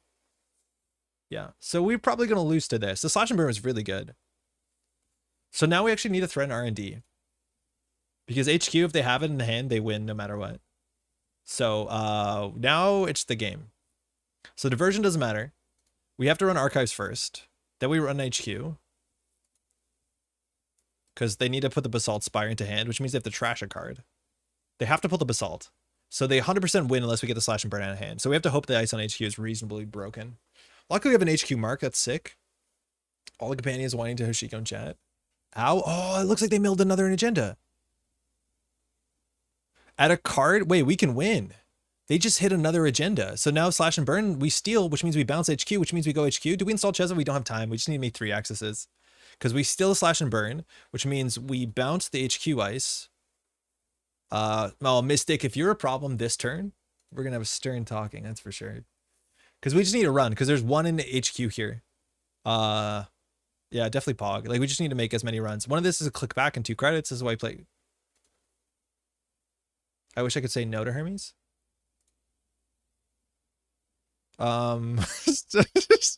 Still looking okay. Basalt bad card, actually, yeah. They added a government subsidy. So, they don't have to draw the card we see. We should run R&D, and we should just run HQ. 1 in 5? I don't think they have another one. Oh, we got the 1 in 5, yeah, that's for sure. But we are built different. Okay. So just run HQ twice. If we find an Audacity, they win. I think they have it. If we find an Audacity, they definitely have it. Gov sub, okay. I'm going to commit to the bit and just keep feeding. They had it in there. They had a big deal. Ugh. Bean. Oh, GG. 2 and 5? All right. So we took our shot. Hey, thanks, you too. Looks like they had 2 basalts in HQ. So it wasn't a 1 and 5. We weren't that good. It was a 2 and 5. So they had another one in hand. The doof was the play. Sort of, wasn't it? Doesn't it was kind of perfect. I guess it kind of was. But like, I'm not playing around big deal. That's really funny. It was the play. It's just like you're probably losing to Dast. Yeah, I don't play around big deal there. It's really funny that it was technically the play. Basalt hit basalt. Yeah, but then what did I steal? So you had 2 after that. Yeah, cool. So there was just another one in there the whole time. I guess I need to hit the live button to catch up sometimes. Thanos, how's it going? Welcome to live. It's really hard sometimes on YouTube. If you don't see the red button, you're not watching live. Hey, thanks you too. Hey, cheers. All right, that felt underwhelming. By that point in the game, Hoshiko, mind you, would have 10 cards left in the stack, but that's fine. Ow.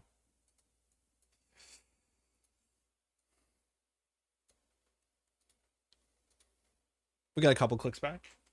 Seems okay. All right, Acer Group. That should be a fun matchup for us. We have an early Bones. We have Bravado for pressure. We have Info Bounty. This seems like a good hand. We've been drawing Info Bounty in every single game. I think that's okay. I think 2 Info Bounty, this is the result of it. It feels okay. They mulliganed. I love that for us. Best of luck. Have fun. We'll keep that for sure. We definitely want an inside job or a boomerang to push our remote server, but we're just going to pressure everything. That's our goal. 10 card stackers will labor rates our actions for. Yep. Just get through your deck. Install all your breakers by turn 5. Don't get salty. Oh man, I actually finished the Atea gameplay today. Finally got enough footage for the alpha series, which unendingly stoked about because I was in that nightmare space for a while. It was good. Now we're good. Spin Doctor. Okay, we don't have to challenge that. I think we're just going to Bravado HQ. Otherwise, we would consider Missbones. Draw last click. That's good for us. Let's get a mark. R&D mark. Okay. So I think we still Bravado HQ. If they have an agenda, they might have discarded it. So the other option is like Info Bounty, run R&D. Let's just get a res here. Interest to res? Yeah, it's an interesting res. They definitely should have done that before this ice. The question is like, do we want to force a shuffle here? I don't know. I'm just going to send it. Like maybe with Drafter, this is not great, but if it's a Gatekeeper, they still have Spin Doctor. I don't think I mind. They can't res MIC, which is really important. I feel like everyone playing this patch is going through different stages of Corp Archetype Depression. Sine wave? No, you're not wrong. That sounds about accurate. Cyber Sand. What does that mean? It means that their deck is weird. But like, why would you play Cyber Sand? Harmonics, probably. It's probably not good for us. We just want to keep the pressure on. Echo. Yeah, it is Harmonics. Is Harmonics bad for us? Bloop is like annoying. I'd rather get Daily Cast down. Yeah, they're doing weird D-Res stuff. I don't know if it's ping. It looks like it's just Harmonics. What's the Corp wave of it's like being upset about the meta, then feeling okay, then feeling upset and feeling okay. Harmonics will D-Res themselves and lose to Hermes more? Yes. That's largely it. Stegodon, yeah. Stegodon warning definitely goes off. And even like the Brazil grid. So like, it's going to be a grind. Luckily, if they're on Stegodon, Hermes is really good for that sort of stuff. So we know they have an Echo. That's all we know. Time for Panic Piranha. Ian, excited to see you this weekend, man. Surprised you didn't get a write-up for the people at NANPC Boston. Feel like that was a worthy contender. Did you upset Whiteblade? Anxiety egg. Oh man. So I'm assuming it's a Cyber Sand. I was already on the NBC Vancouver one. Well, you gotta copy paste that one over. What is he doing? No, I hear you. Okay, so we're assuming that's a Cyber Sand. So if we run this, they res a Cyber Sand. I don't want to do that. I think if we don't run, Lovers Quarrel. Love to hear it. I think we can just set up here. I don't think we have to interact. Is that what Cyber Sand's going to do to me? Not interact? I think if anything, we do Miss Bones run the Cyber Sand. Money's even for NANPC. I don't know if he's been grinding.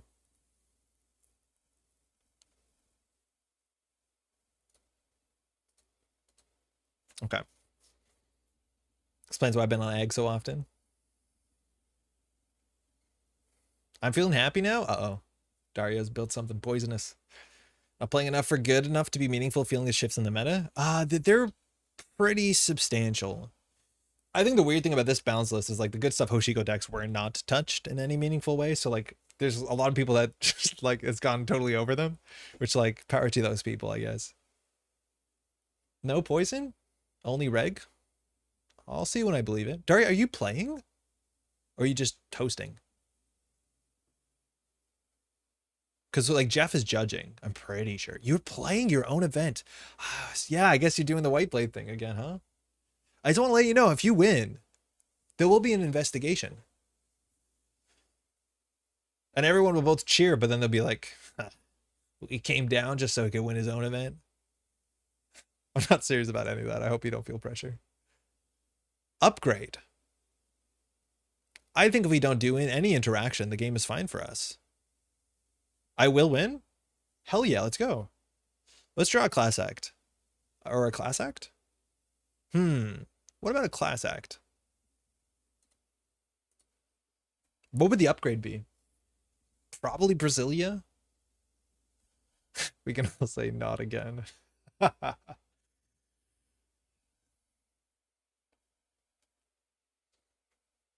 Alright, just roll in archives, Mark. Just lowball us in archives, Mark. I do think that Spin Doctor, like, Napalm's going to trash on, yeah, their own terms. There's definitely an agenda in archives. And so now we start the pressuring, which is probably just run server 2. Can't say not again is the first time event I'm organizing. Are you not organizing Boston stuff too, or no? Fully up would be pretty good. That looks like another Spin Doctor.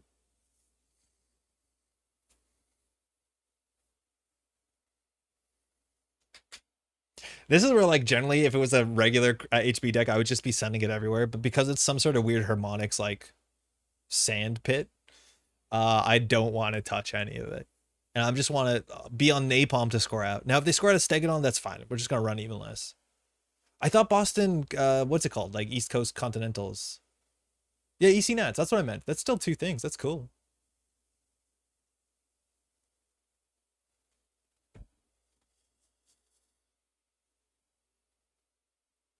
Maddie, how's dinner?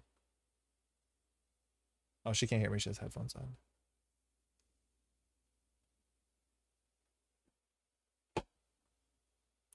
Okay. Server 4, we can check that. Pretty sure we're allowed to check that. R&D is the mark. I think there's a chance that this is a Stegodon. Which more support from Jeff and you and Eric's? I am not doing that much support. It's a Cyber Sand. Okay. We should have definitely done the Spin Doctor first, but if they shuffle in a Cyber Sand, I don't think we're too upset about it. Could we have drawn for a Dirty Laundry? Yeah. Not a number printed circuit board, clearly. So what's the prognosis on doing remote oracling at EC Nats? I don't think it's going to happen, Jai, and it's not because we don't love you. It's because bandwidth. The upload speeds at that store are like not what anybody would want them to be. If they were better, it would happen, but luckily we can do it in the same space, which like I think is technically better than remote. More so remote is good because of accessibility. Oh, we could have got 20 down there. That actually might have been correct. Because Miss Bones would have charged it. Yeah, we have to focus a bit more. Unlucky, yeah. No, we saw the upload speeds. They're just not good. Because you need to do the stream and then you need people coming in and then like you need to send the feed out twice. It's a lot harder. Cato, mind you, last time that we did remote stuff was like a very, very good hard line. This is a bit different. Why aren't you drawing one clicklessly at start a turn? I'm surprised to hear that shit from you, Ian, I'll be honest. All right, they're not scoring out. They're only on 6 credits, like fully up waiting room, I guess. Are this Pete's okay for streaming? Apparently. Like I'm not gonna pretend I did any research because I'm not touching the tech stuff. I'm just showing up and talking. But that's all been Cato and Eric who've been doing that work, like Hayden, not Whiteblade.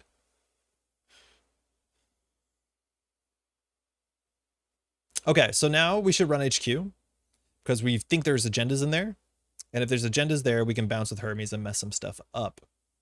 Are we that scared of a Cyber Sand Harvester? I don't think so. I thought we were playing. No, I'm casting now. I thought I was playing too, but this seems better. From the QTM Discord yesterday, you know you love it. It's time to play it. Is it better than Oshiko? Yeah, I know. Let's just go. There has to be agendas in here. This wasn't res before. Now it still could be res now. If it's a pulse, we still get in. If it's a bloop, you can't res it. Only now? Only now. I'm not sure if that's whether QTM's finding out the Hoshiko thing or being scared of QTM. I think it's a lighter one. Only now has it set in. Cybersand into Gatekeeper Find. You have no money. Actually, you technically have Cybersand credits, so now we just run the Cybersand.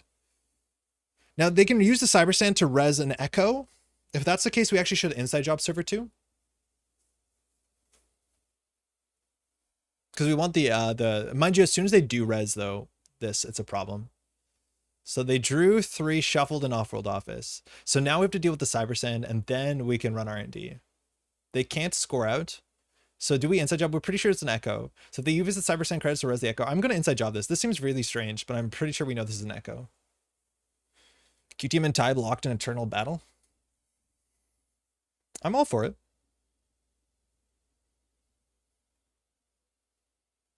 I think it's a fun rivalry. They have to trash the Cybersand to res the Echo. Oh my god, they do. It's install cost. Oh, I'm not very smart. What does the inside job do? He hasn't read the text on Cybersand Harvester. He thought it was a better card than it was. I thought this prevented the res of the Echo, but then they have to trash it. Oh, he's not very smart. Sorry, that's a really important inside job when we're playing around like Bloop. Oh, they just trashed it. Yeah, that was bad. That was a bad play. It's an ISO trust. Actually, how's it going? I don't think it is. Oh man, he's just messing it up. Okay. So we want to force some reses. I do not know how to play against harmonics in a way that I would feel happy about to watch the VOD later. What's server 5? We definitely need that inside job. Okay, let's res a harmonic and put them to 1 credit. The B is beefed. Thai beef. Echo. Okay, fine. They res an Echo. That means we can run server 1 safely. There's nothing they can res here. There's nothing they can res here. At least you got bankroll, yeah. Nothing beats bankroll. This season we're beefing with EA Sports. Y'all are like getting real EA Sports callouts in the what's it called? The deck write-up names are really funny. I hope that rivalry is in good taste.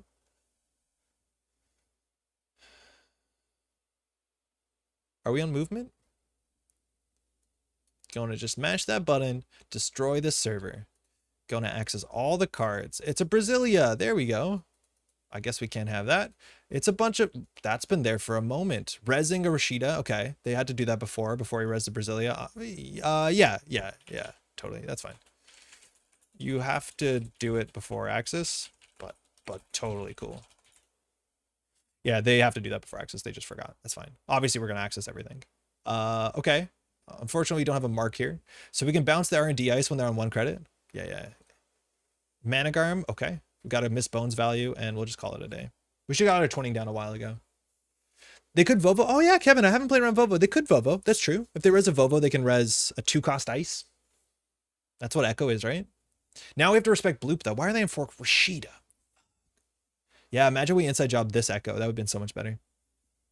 I want Brazil to be good so bad. I think it can be. I think you just have to build your whole deck around it. And I haven't seen enough people doing that. But it's like pretty toxic. I think you have to do something like impactful though, like ping. European Type contingent is focusing on EA Sports. Jai and Augie are fighting QTM in the AMTs. Isn't Augie European? Yeah, isn't Augie from like Ireland? Apologies if I'm ignorant on that one, but I thought he was like very much in the European time zone. Why, yes, I loved sick decks. Where's Unbanned in all this? I wonder. I don't know who's in Unbanned. I know a lot of folks like are not in Unbanned anymore. And that's just because of time zones. Like there's a bunch of players that were in Unbanned that are not. I just like, I wish there was a registry for this sort of stuff. Cause like, again, as someone who casts, I don't know. Would bouncing S1 outer ice and R&D make sense? I don't know, because they need to ice this up now. And otherwise we have a server to get in on Hermes, so it's kind of hard. Ireland is Augie. Is Augie's not on Ireland time zone though? Prototype? Oh, love it. Hey David, how's it going? Tailing the stream. Yeah, what time is it? Yeah, we got a bit more. How you doing? Thanks for making it. Unbanned is the titan looking at these cute groups fighting below.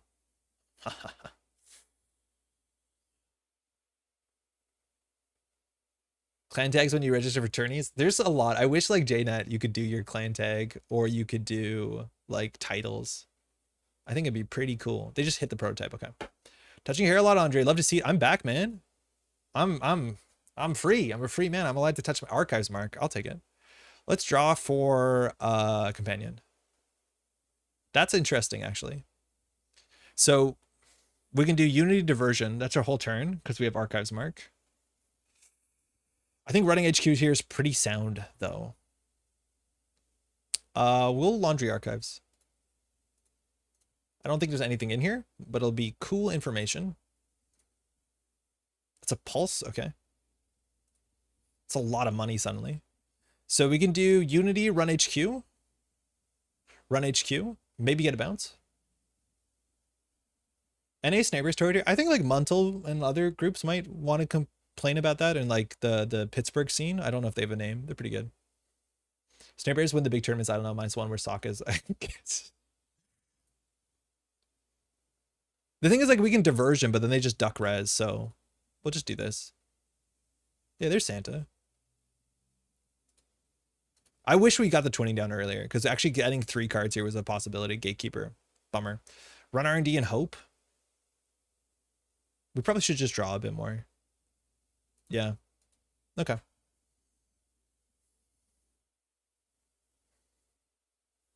So let's see what this is. Bears on the east, Muntel on the west. You're allowed to pop BC before encounter. Prevented 1 Corpier counter, but saved 2 credits. Oh, Squeech in chat? Response is probably one of the most feel-good crim cards instead. It's really, really good.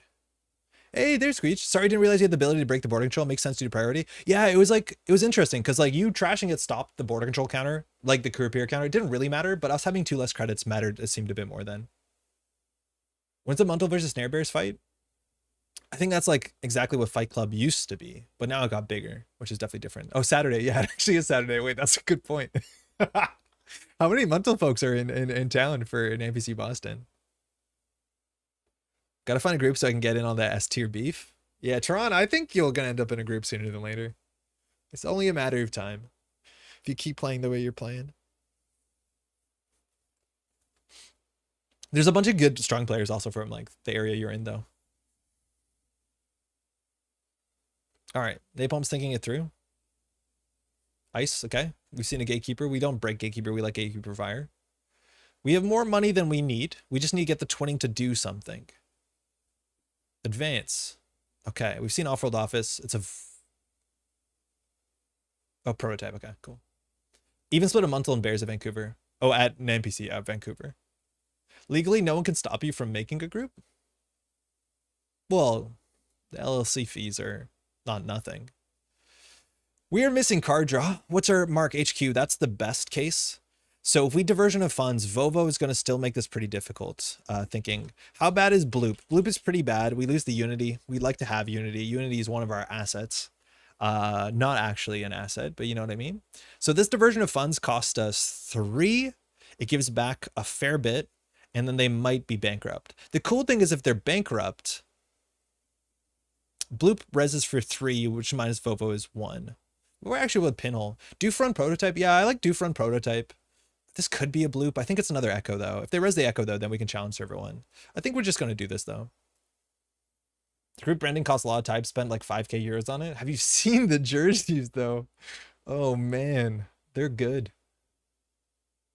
I honestly haven't seen, like, team clothing since, like, Worlds 2017.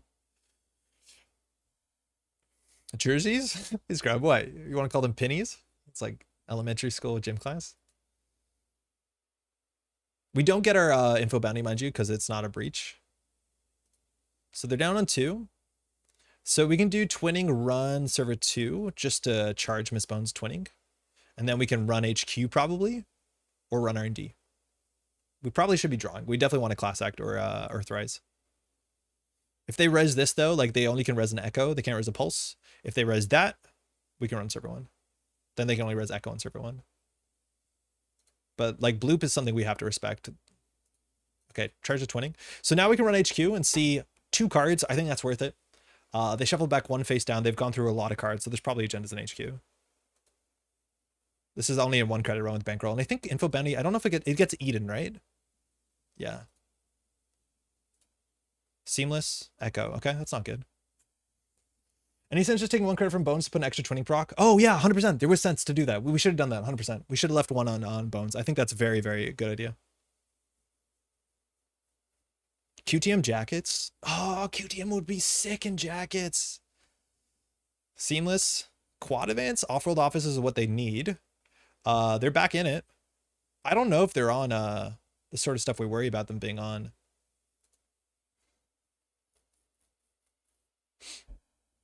Sweating. It's going fine. We have no card draw. We're too scared of bloop to face check. Like, you got to use that. This is where, like, understanding what the opponent's thinking is really important. Currently, we're way too scared of face checking to bloop that you can push into server 1. We know they use the seamless. And this last click here allows them to repair. We know there's a gatekeeper in hand, but if it's a bloop, we lose the unity. That's not going to be good for us. Mind you, if the only code gates are on a pulse and gatekeeper, we're okay with Amakua for a bit. Yeah, Letterman jackets would rip. Team pins, yeah, any sort of identification would be really cool. If you got like a team, you gotta, you know, put some branding into it.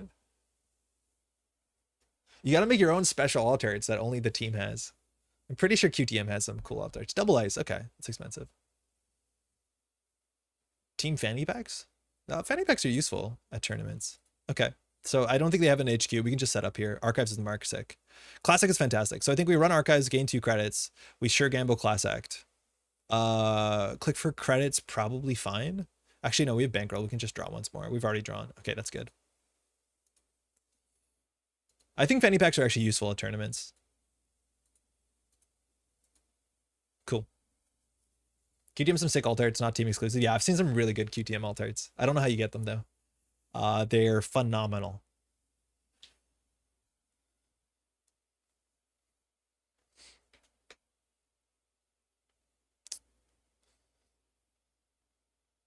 Your team snap rallies are your team fanny packs. They're next to my team pogs. Napalm is drawing 2 cards in. We've only seen 2 agendas in the top 25 cards, 1 shuffled back. I heard if you ask a specific QTM member, you can get them. I will be asking. In person? Oh, fantastic. 2 good reasons to talk to QTM folks. Maybe I'll learn about bees again. That'll be nice. The only thing about fanny packs is the name. Your utility belt pocket. There's a CTM alt I made. That one's really cute. And the fermenter alt Payu commission from Mean Lady. I've seen both of those. Was it a fermenter? I think I saw one that hasn't been out yet, so I don't want to say the name in case I spoil it, but I'm pretty sure the one I saw was like an Anarch card, but it wasn't fermenter, unless it was a fermenter. Had like a bunch of little friends on him. So I don't think it was a fermenter. Volvo on HQ, 5 credits. We have a boomerang. We have no way to charge a twinning. There might be more. I don't know. Maybe I saw a fermenter. I saw one that was like really, really cute, but I think it was also an Alexis. Botulus? Yeah, maybe there's a bunch of them. That's the fermenter? Okay, that's a fermenter. All right. If we draw, we get a double draw. We can do Boomerang Bravado Server 2 just to keep Napalm honest. That's fine.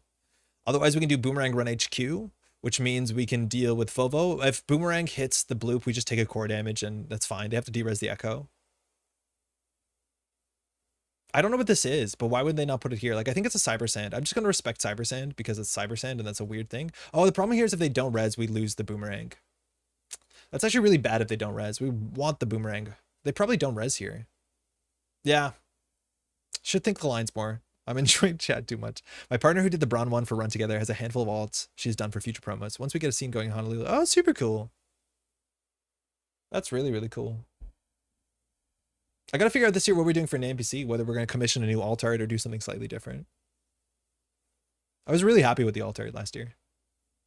Very, very cool. I need to print more of those just to have them. Like, I should have more on hand than I do.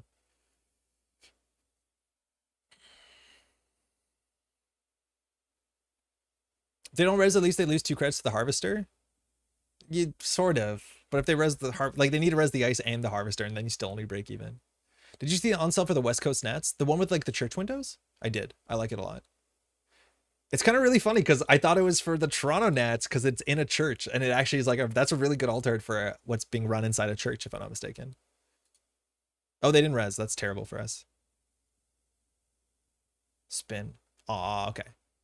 You can just write thinking and continue the Arkham tangent. Talking to chat. Yeah, did you see the new Marvel Champions hero that they announced today? Did you see it? It's pretty cool. It's Kurt Wagner. If we trash this, it doesn't come back.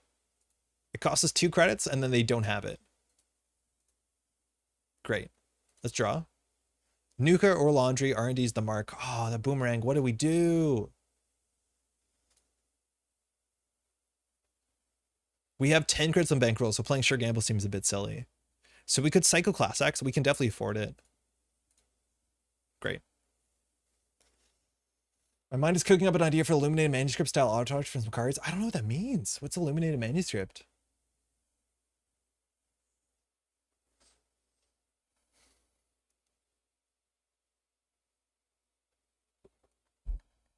Bloop is keeping us way too honest. This is where we have to draw the 1 flip switch or the 1 mutual favor. Oh, we don't have flip switch. We cut it. Or the 1 echelon. Once we get the echelon down, we're cooking with gas. Like, we just need to make sure we're drawing every turn. Because I think if we do nothing, Napalm is going to struggle to score out. In that amount of speed.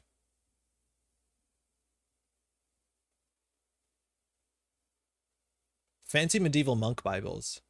Oh, with like the snails and people drawn real weird. That's cool. That's genuinely pretty cool. Okay. So now we want to pressure 2 servers. The issues if we install our Kurapir, what does Bloop do? Is it 2 trash program subroutines, 1 core damage, or 2 core damage, 1 trash? 2 trash installed programs. Ugh. That's awful. Use E shutdown to de-res the echo and then you're safe. It honestly is like that easy. Working prototype. Okay, that's their economy. We still somehow have no way to charge our twinning, so that's not good. They move Vovo, yeah, of course. What the heck? Climactic showdown their echo? They just let us see cards. HQ's the mark. We just bust the bankroll. Yeah, I know, but I want to install the Kurapira because I think there's an echo here. And we're losing to Bloop. Just the existence, the idea, the concept of Bloop. Do we have to deal with prototype? We have to deal with prototype because if they res a lot of ice, they might have a seamless in hand. So we can always do Kurapira. That puts us on 3. We need 1 credit for that, so we can just run it. This costs, it's most of our money, so we probably do Sure Gamble, Kurapira, run it. Now we're really deep into like don't get Bloop's tank. If we bravado it, we'll be on 4 credits, 1 to break this. That's fine. Bloop is a mimetic hazard as long as we don't look directly at it or don't remember it or whatever. Thumbs up, see server 5. Yeah. Yeah. Thumbs up. So this puts us to 4, 3, 2, 1. Yeah, that's fine. And then we can install the Earthrise Hotel. We didn't draw this turn, which feels bad. Pinhole the server with Boomerang? We could just pinhole archives. We don't have to be clever about it. You're right. Maybe they res. That would be funny, but I don't think they would. But I don't want to use a pinhole because like they probably have defensive upgrades. We have Managarm. We'd rather pinhole a Vovo than like this. Like 1 credit for a Kurapir counter is pretty good. Love Cognito hazards. All right, Earthrise, go. Draw us our breaker. Then we can just run anything and be safe. Bloop will be pretty expensive. I think we break it for 6. Let's see what they do here. They need a seamless. They haven't played a fully up. They haven't played like many power cards, it seems. Luminal obviously is waiting somewhere. But if they do just score at a 4-2 or 3-2, we get a bounce, and that means we can open HQ for diversion, and that's going to have an impact on the game. It's a really nice thing to say. Just say it'll have an impact on the game, and then you leave it open to interpretation. This is not a fast game right now. I think Napalm's thinking it through, though. That's fine. Not that we've been playing that fast.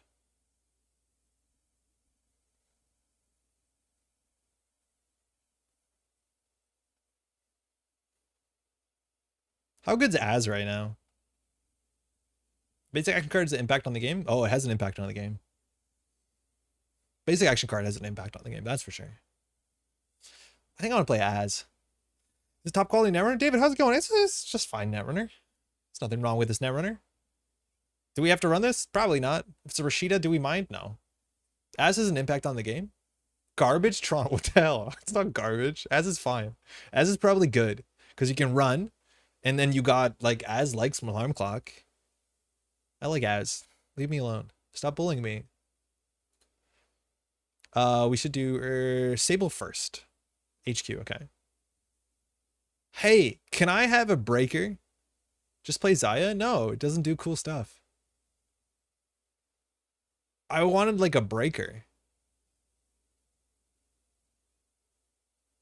Like they are not doing anything. Admittedly, we're not doing anything, but we're not doing anything menacingly on this side of the table. Awaken Plan actually was probably way more impactful. I don't think we need a Carpe Diem. It's nice because we have a Mystic, but like, not really. Quote from Man Blooped. We'll draw for the breaker. Okay, that's good. That's garbage. Credit. Like with a bankroll, credit seems a bit absurd, but what are you gonna do? Can we install Click Nuka? I don't think we need to. I think that's a bit more expensive and slow than just the basic action. Resing a working prototype into Rashida. Okay, so the remote servers have no interest in scoring out. They could bounce something this turn, sort of, maybe. But like, they also need to win the game. So is this not their scoring server? Classic Harmonics game, nothing burger game. I know they're waiting for us to run to res their stuff so they get bigger echoes, and we're just like, you can try and win the game. Harmonics are, if you're just tuning in, not particularly doing much in the meta right now. I do think they would probably do well to put like a little harmonic on archives, like just something annoying for us, because 1 in 3 times that's a good run. Let alone pinhole, like that's our pinhole server. Can't wait for the Stegodon score. I'm okay with the Stegodon score. Monkey's Paw, don't quote me on that. No, you're good.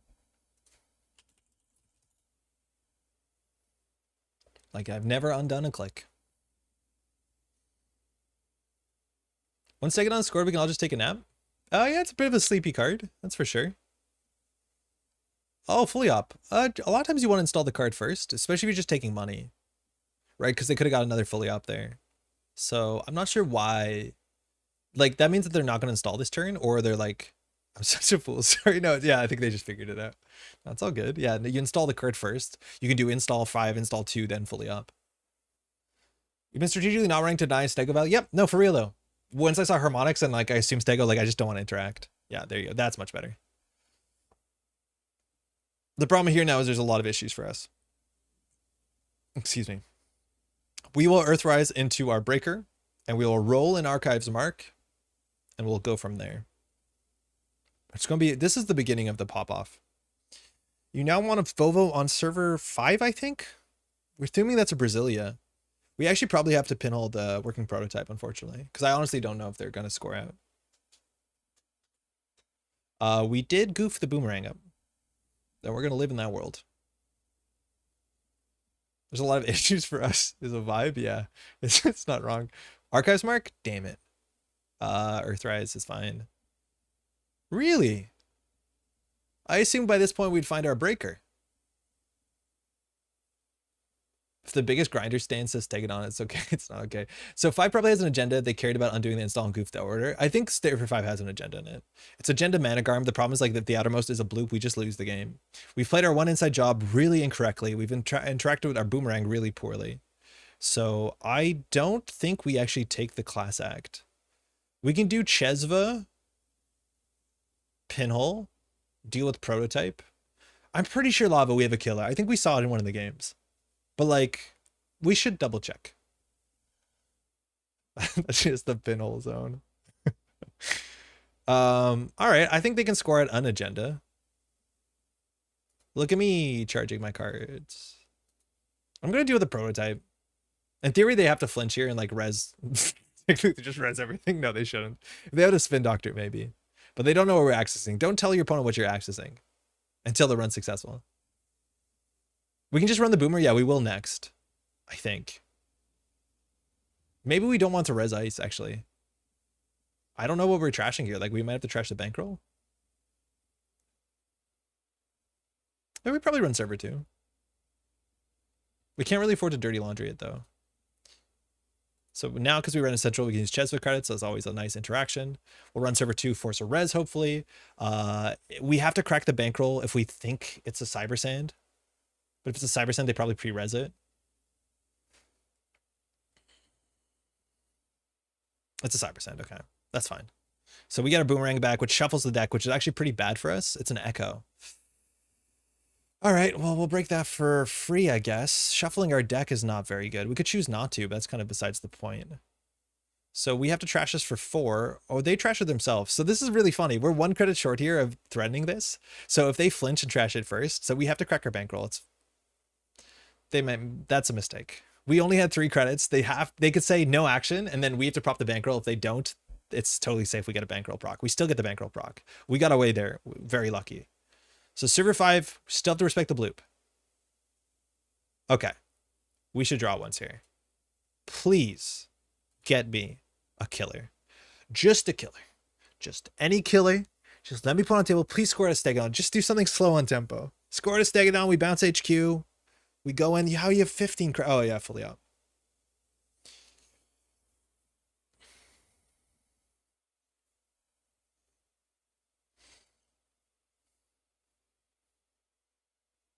Do they have another seamless? There's only 15 cards in R&D and all spin doctors are out. No breakers allowed. We did shuffle their deck. Like, we did mess up our consistency to find our breakers. We have 1 Amakua, 1 mutual favor. They might be on Revirus. Summon Muzazi. Do you have a mutual? Yeah, we have 1 Rai. We have 1 mutual favor. We played a game today, didn't we? Good game. Did we play a game today? I think we did. Like, not on stream.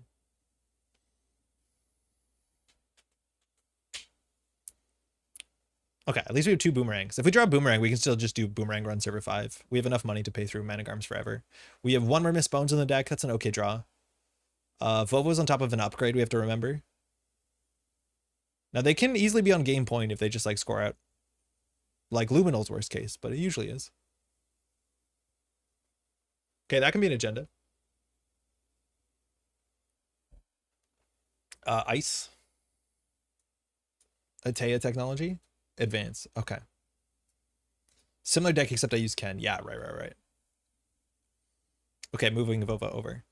So, let's get a mark on R&D. Not great. Earthrise. God damn it. How do people play criminal? How do you do it? Like, we're at the point that we're just going to run HQ and hope it's not a bloop. Like, are you okay? Are you okay with this idea? That we're just going to hope it's not a bloop.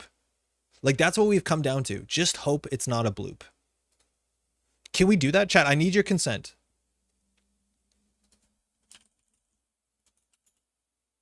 That's the neat part. Are we allowed to send it? Because if it's a bloop on HQ, like, we lose the game. Are you giving me the permission? You consent? Hey, Cror. Okay, we have consent.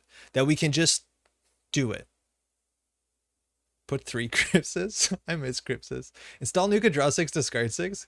Can we draw Nuka first? I don't know what's happening, but I bet it's a bloop. Kato, come on, I need your support.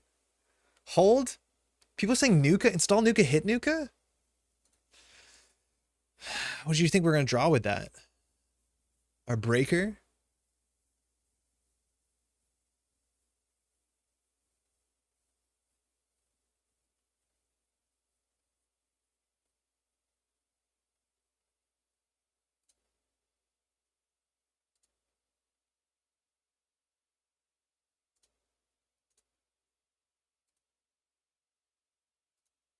We'll flush HQ. It'll be fine. There might be 2 agendas on the table. It's actually not unlikely there's 2 agendas on the table. Show me a damn bloop, and I'm going to take the core damage. If it's not a bloop... Can't believe we still haven't found a mutual favor. We're going to discard 2 cards. It's fine. Thinking, yeah. Yeah, do res. Res a big one. I do not have your best interest at heart. Cror, I'm okay with that. I appreciate the honesty. Because as long as I can take your data in and understand where to sort it, That's the most important part. I can't believe we shuffled away from the top of R&D last turn. We did. Wait, it was the next card, and we shuffled it. Rez's Hammer? It'd be pretty sick. Hammer is such a blowout for everyone, though. Like, Hammer should see play everywhere. Like, no deck doesn't lose the game when a Hammer face checks them. Bottom card has to be the breaker. Not anymore. We class act. We know the bottom card. It is at least 9 cards away. It can't be 10. I refuse to believe Cybersen Harmonics deck is also on Hammer. Me too, but like Hammer is sick. Hammer's really good. I think Hammer might be too good. Ah, we're in. Our Boomerang is gonna be stuck there. That's a good place to get it stuck though. I do think there's 2 agendas on the table. Break for free. C2, not 3. At least now we have 90% certain it's not a blue because it would be a Windmill Slimer. I don't think it would be because the Boomerang's on it. And like core damage probably doesn't matter. Maybe it would be. I don't know if it would.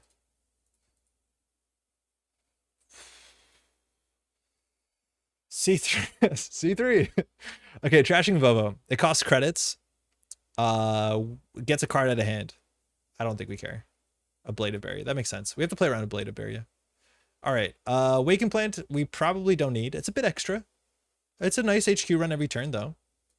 Diversion seems less than good. There's still 2, what's it called in the deck, fully operationals. I don't think we're going to need another nuke. Oh, man. I shouldn't say that. Paladin's still good until late game because of boomerangs. Boomerang, singular. Yeah, whatever, that's fine. I mean, if they're both agendas with Hermes, C3 actually does something. Oh, that's true, actually, yeah. If there are, C3 is okay if there's an agenda there. I do think there's 2 agendas on the table, though. I don't think it makes sense to put much in server 1. I think this is an agenda and this is an agenda. Unfortunately, we just don't have our breaker. Once we have our breaker, we can do whatever we want. We surely don't need nuke number 2. Yeah, you say that, and then show me my breaker. Show me my killer. You point to it.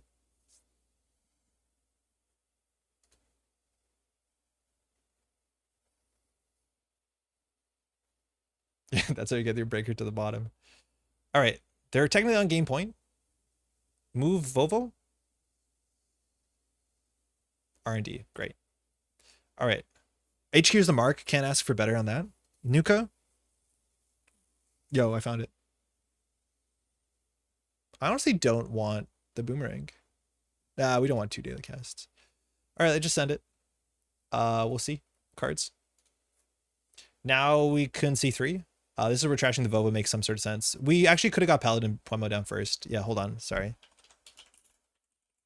We should get Paladin Poemo down first because we might steal an agenda here.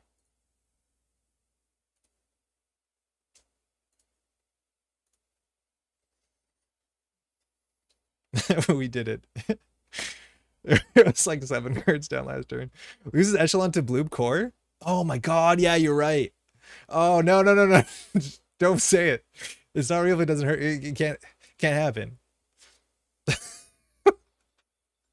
I would generally be so stoked for Napalm if they core down our Echelon. I will just let him trash one of our other icebreakers. Yeah, everyone saw it at the same time. Literally everyone's hoping for the worst, which, like, cool. No further, fantastic. Reason not to install Echelon? Don't need it. But we probably should have. We'll install it next turn with Paladin. I'm gonna see 3. Nice, huge steal. Yep. Choose an unres card. We've got our click back already, right? So we want to trash this Mana Garm in hand. What's this asshole doing in this game? You invited this guy? You're a Harmonics deck. That makes sense. This card's really good with Brasilia. Bruh, tell me about it. You spend a click for Echo. Ah, Veronica, thank you. How's it going, by the way? I'm just not going to play into this card because I don't understand its ramifications. But that's good because they only have 1 more Echo. I think we'd be chilling. Let's install the daily cast and not show that we have the Echelon. Re-res jank? It's good. I honestly think like that's one of the best re-res cards in the whole damn game. Like if you're playing Brasilia, Stavka, 100%.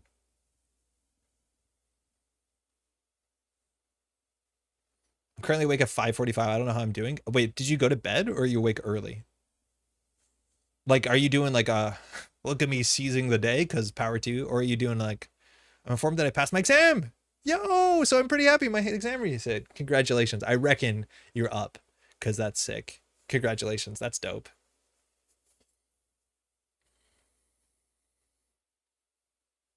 I'm awake early. Oh no, that's the best of both cases. You're awake early, you have a whole day, and you have something to celebrate.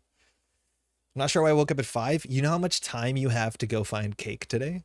You literally have more time today to find cake than most other days this week because you woke up at 5:45 a.m. Go find some cake, okay? Let us know how it goes. You don't have to go right away. You can hang out. But I mean, like, that's cool. That is fair. Yeah, it's a good time. I think we got the Iqua at a good turn. I'm just man trashing the HQ ice. Yeah, dude. No, do it up. Do it up. Do it up. Someone say cake? Yeah. Yeah, Veronica's celebrating. Exam reset passed. Most stores that sell cakes are probably still closed. Shit. How early is IKEA open? Because they got that dime cake. And that one is worth the travel. Cheap viewers? No, you're a bot. Hold on. Don't click on that. I just don't understand. How can you post the message cheap viewers and then Twitch is not like that should be a problem? Like how? Install then draw. Okay. So this could be a Brasilia. Donut places might be open. Yeah, it's true. I want to click on it. Don't. You want expensive viewers. Okay, we lose to double seamless. Okay. So we need to figure out how to win. We want to not lose. Not losing means not losing. We want to flip switch. Network security. Let's go. GPU seems legit. Thinking. So we don't lose unless it's double seamless. If it's double seamless, we lose really bad in like a very embarrassing way. Now we know the hand. What do we know about? What do we know anything about the hand? What does Brasilia even do? When you res a piece of ice during a run against the server, you may derez another installed piece of ice. If you do, the resed ice gets +3 strength for the remainder of that run. Okay, so this could be like potentially a 10 strength Stavka. Let's just not lose the 10 strength Stavka. How much does 10 strength Stavka cost to break? It turns out the answer is a lot. It costs a lot. That's what I'm a cheap viewer.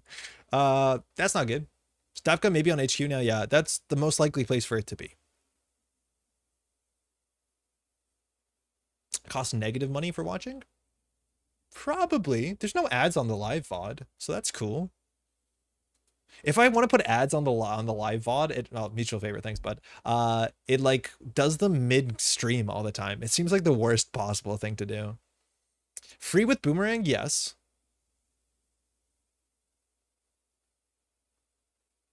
But if they had an agenda, would they keep it in hand? No. 14 credits affordable. I don't think they have double seamless. I think we'd rather just like poke R&D a bit. The question is like, how scared are we from Stavka? Should a face check cost the game? 14 credits. I'm going to assume that Daria did the math right because I don't want to do it. Runner in DC2 is a start. Did we see another Echo somewhere? I think we saw one Echo so far, which seemed to be server 2 Echo. Wave, okay. That takes a card out of the deck. The deck only has 12 cards in it. So now it's going to be 11. I'm watching ads on the second month. Actually, just open up a bunch of YouTube videos and just like watch the beginning again. Reveal border control. Okay, that's good information. That's influence too. This gets 3 credits. We don't want 3 credits. We're still above the Stavka math. Fire wave, I don't know. That's a lot of money. It's 3 credits. Like, we're using our Chesva anyways. It's an Echo, fantastic. That's the worst place to get that Echo. And funny enough, like the Echoes now get bypassed. All right. Around 15 isn't going to matter. I think it does. Can actually interesting in Subway surfers. Is that GIF on ready? Card from deck. Seamless. Oh. Okay, that's good. Get out of there. Good game. All right. Turn 15 is actually not that slow. It's just that the game, like the turns were slower, which is good. If like Napalm wants to think through the turns, we should be thinking through the turns better. That's definitely good for them. But I don't think it's a Stegon deck. I think it's just like HB Asa with like Spiky Ice and Brasilia, which is kind of cool. I think the Cyber Sands are probably not it. I think I'm so terrified of face checking into a 10 strength Stavka that you have something. So it was a Stavka. Okay. I wouldn't have been accurately able to call any of that ice. There's a Carl in there being the strongest shark. There's an envelopment. That's kind of cool. It is a good card in the meta. It's also 3 influence. And if you're like de-resing it with Stavka and de-res stuff, why not? Is there even a bloop step? I don't think so. Is there bloop in there? I spent the first 10 turns not running because of bloop. I was hoping to pull you into an 8 strength envelopment too. Yeah, I don't mind an 8 strength envelopment. Right? Like hopefully I bypass it with Kurapira, but then like you just end the run, jack out. Bloop's in the bin. Ah, very good. Oh, we did actually bloop it. Oh, we found it. So they could have res the bloop to get the core damage to hit the echelon. Oh man, we actually did hit it. If you res the bloop, you had a chance to core damage the echelon from hand, which chat really wanted to happen. That's really funny. That's kind of neat. I think the problem is like the finances in the deck are using the strange slots like Cyber Sand, which is almost definitely not worth it. It's just like such a fiddly card. But like you could take a deck like this and then change the Cyber Sand and maybe move some influence around and have something that's quite good, quite spicy. That's neat. It's just like, are the harmonics worth it? My guess is no, but that doesn't mean you can't run the rest of the stuff like Stavka, arguably Envelopment. No, it got Hermes bounced or something. This is apologies, my first R&D run all game, I think. Maybe I saw an echo on turn 1. Yeah, maybe this is our second R&D run all game. Cyber Sand need to be either an upgrade or be like 0 res 2 trash to be a real card. Yeah, from my understanding, Cyber Sand is the way it is because of op. Because like 1 res makes way more sense for the card, but then if it's 1 res, like op is busted, because then you have an instant speed tutor on most board states to go get Rashida or Snare or Spin Doctor or whatever you want. So that's a problem. So it has to be this way because op exists. I think you use the money without trashing it, it's something, but like it is just very clumsy to use. It's a bit tricky. It's like always harder than you think because you have to res the early ice, then res that, and then still have the solubility to res more ice. And generally you're ending up cracking it sooner than the runner has to. Yeah, I was afraid of that. I like the idea of Cyber Sand had to put 2 credits on it when resed. Like when it resed itself. Isn't that what it does though?